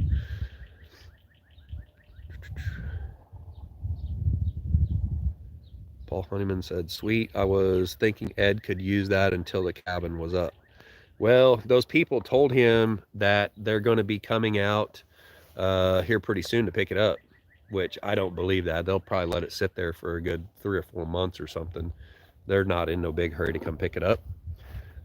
Matter of fact, their lot is probably full, and so they probably don't have anywhere to put it. And he would get all of his stuff moved into it, and if they came out to repo it and his stuff is in it, they will take his stuff too. So that would really suck for him if he had his stuff in there and they came out and repoed it with his stuff in it. If Weibel Family Adventures was the ones coming out to repo it and they knew who it was, they would probably, take his stuff out of the shed. They wouldn't want to take his stuff. But I know some of the people in this area, they don't care. They might throw some of it out if it's too heavy or something, but the rest of it, they might haul it. I don't know. But I would hate to see him lose more stuff over something stupid like that. So anyways, we need to try and get him a cabin built. I mean, that's what the plan is. That's what we're going to be doing. I'm just trying to kind of reach out there and see if anyone else is willing to help, kind of get some gas money going and stuff, because I figured out I'm going to have to haul several loads over there. I can't haul it in all one load or anything. So, uh,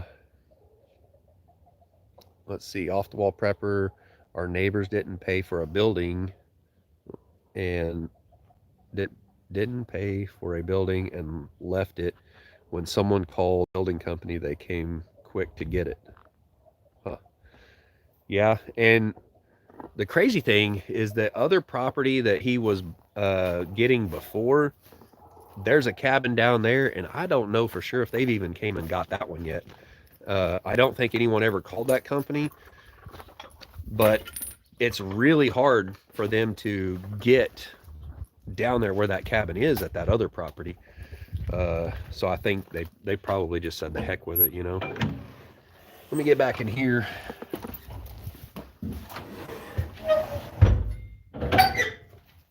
It is warm in here. Oh, let me see if I can set you down here.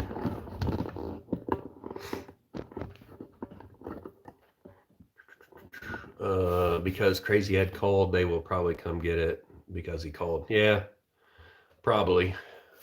That's kind of what I was thinking too. But right now, I would imagine their lot is pretty full, because I think the play would be taking it around there. I've seen it, and there's a whole bunch of buildings there. Ed was telling me that there's a building there that's actually, it was a repo already that he was looking at, and they still wanted way too much for it. Off the wall prepper said, everyone have a good day. Got to run. All right, we'll see you later. Have a good one. I'm gonna have to get off here because I got to get a bunch done. I've got to get some more milling done, do some lumber stacking and everything. That's what takes up so much time, is actually just stacking lumber and stuff, so I can actually throw another log on the mill. So I'm gonna have to get some logs thrown on there. I probably won't even be shooting a video today. I know people probably don't really want to watch me running the mill on like every video. I know I don't want to. So there's my mom. She's like saying bye or something. All right, we'll see you later. Man, I can't believe we still got 32 people in here. 83 thumbs up, guys. Thank you all so much for watching. Thanks for all the help you guys put in. I know Ed surely appreciates it. He's probably at work right now. That's why he's not in here. But yeah, we're going to see if we can make this happen, guys. And thank you for all your help. So we'll see y'all later. Bye.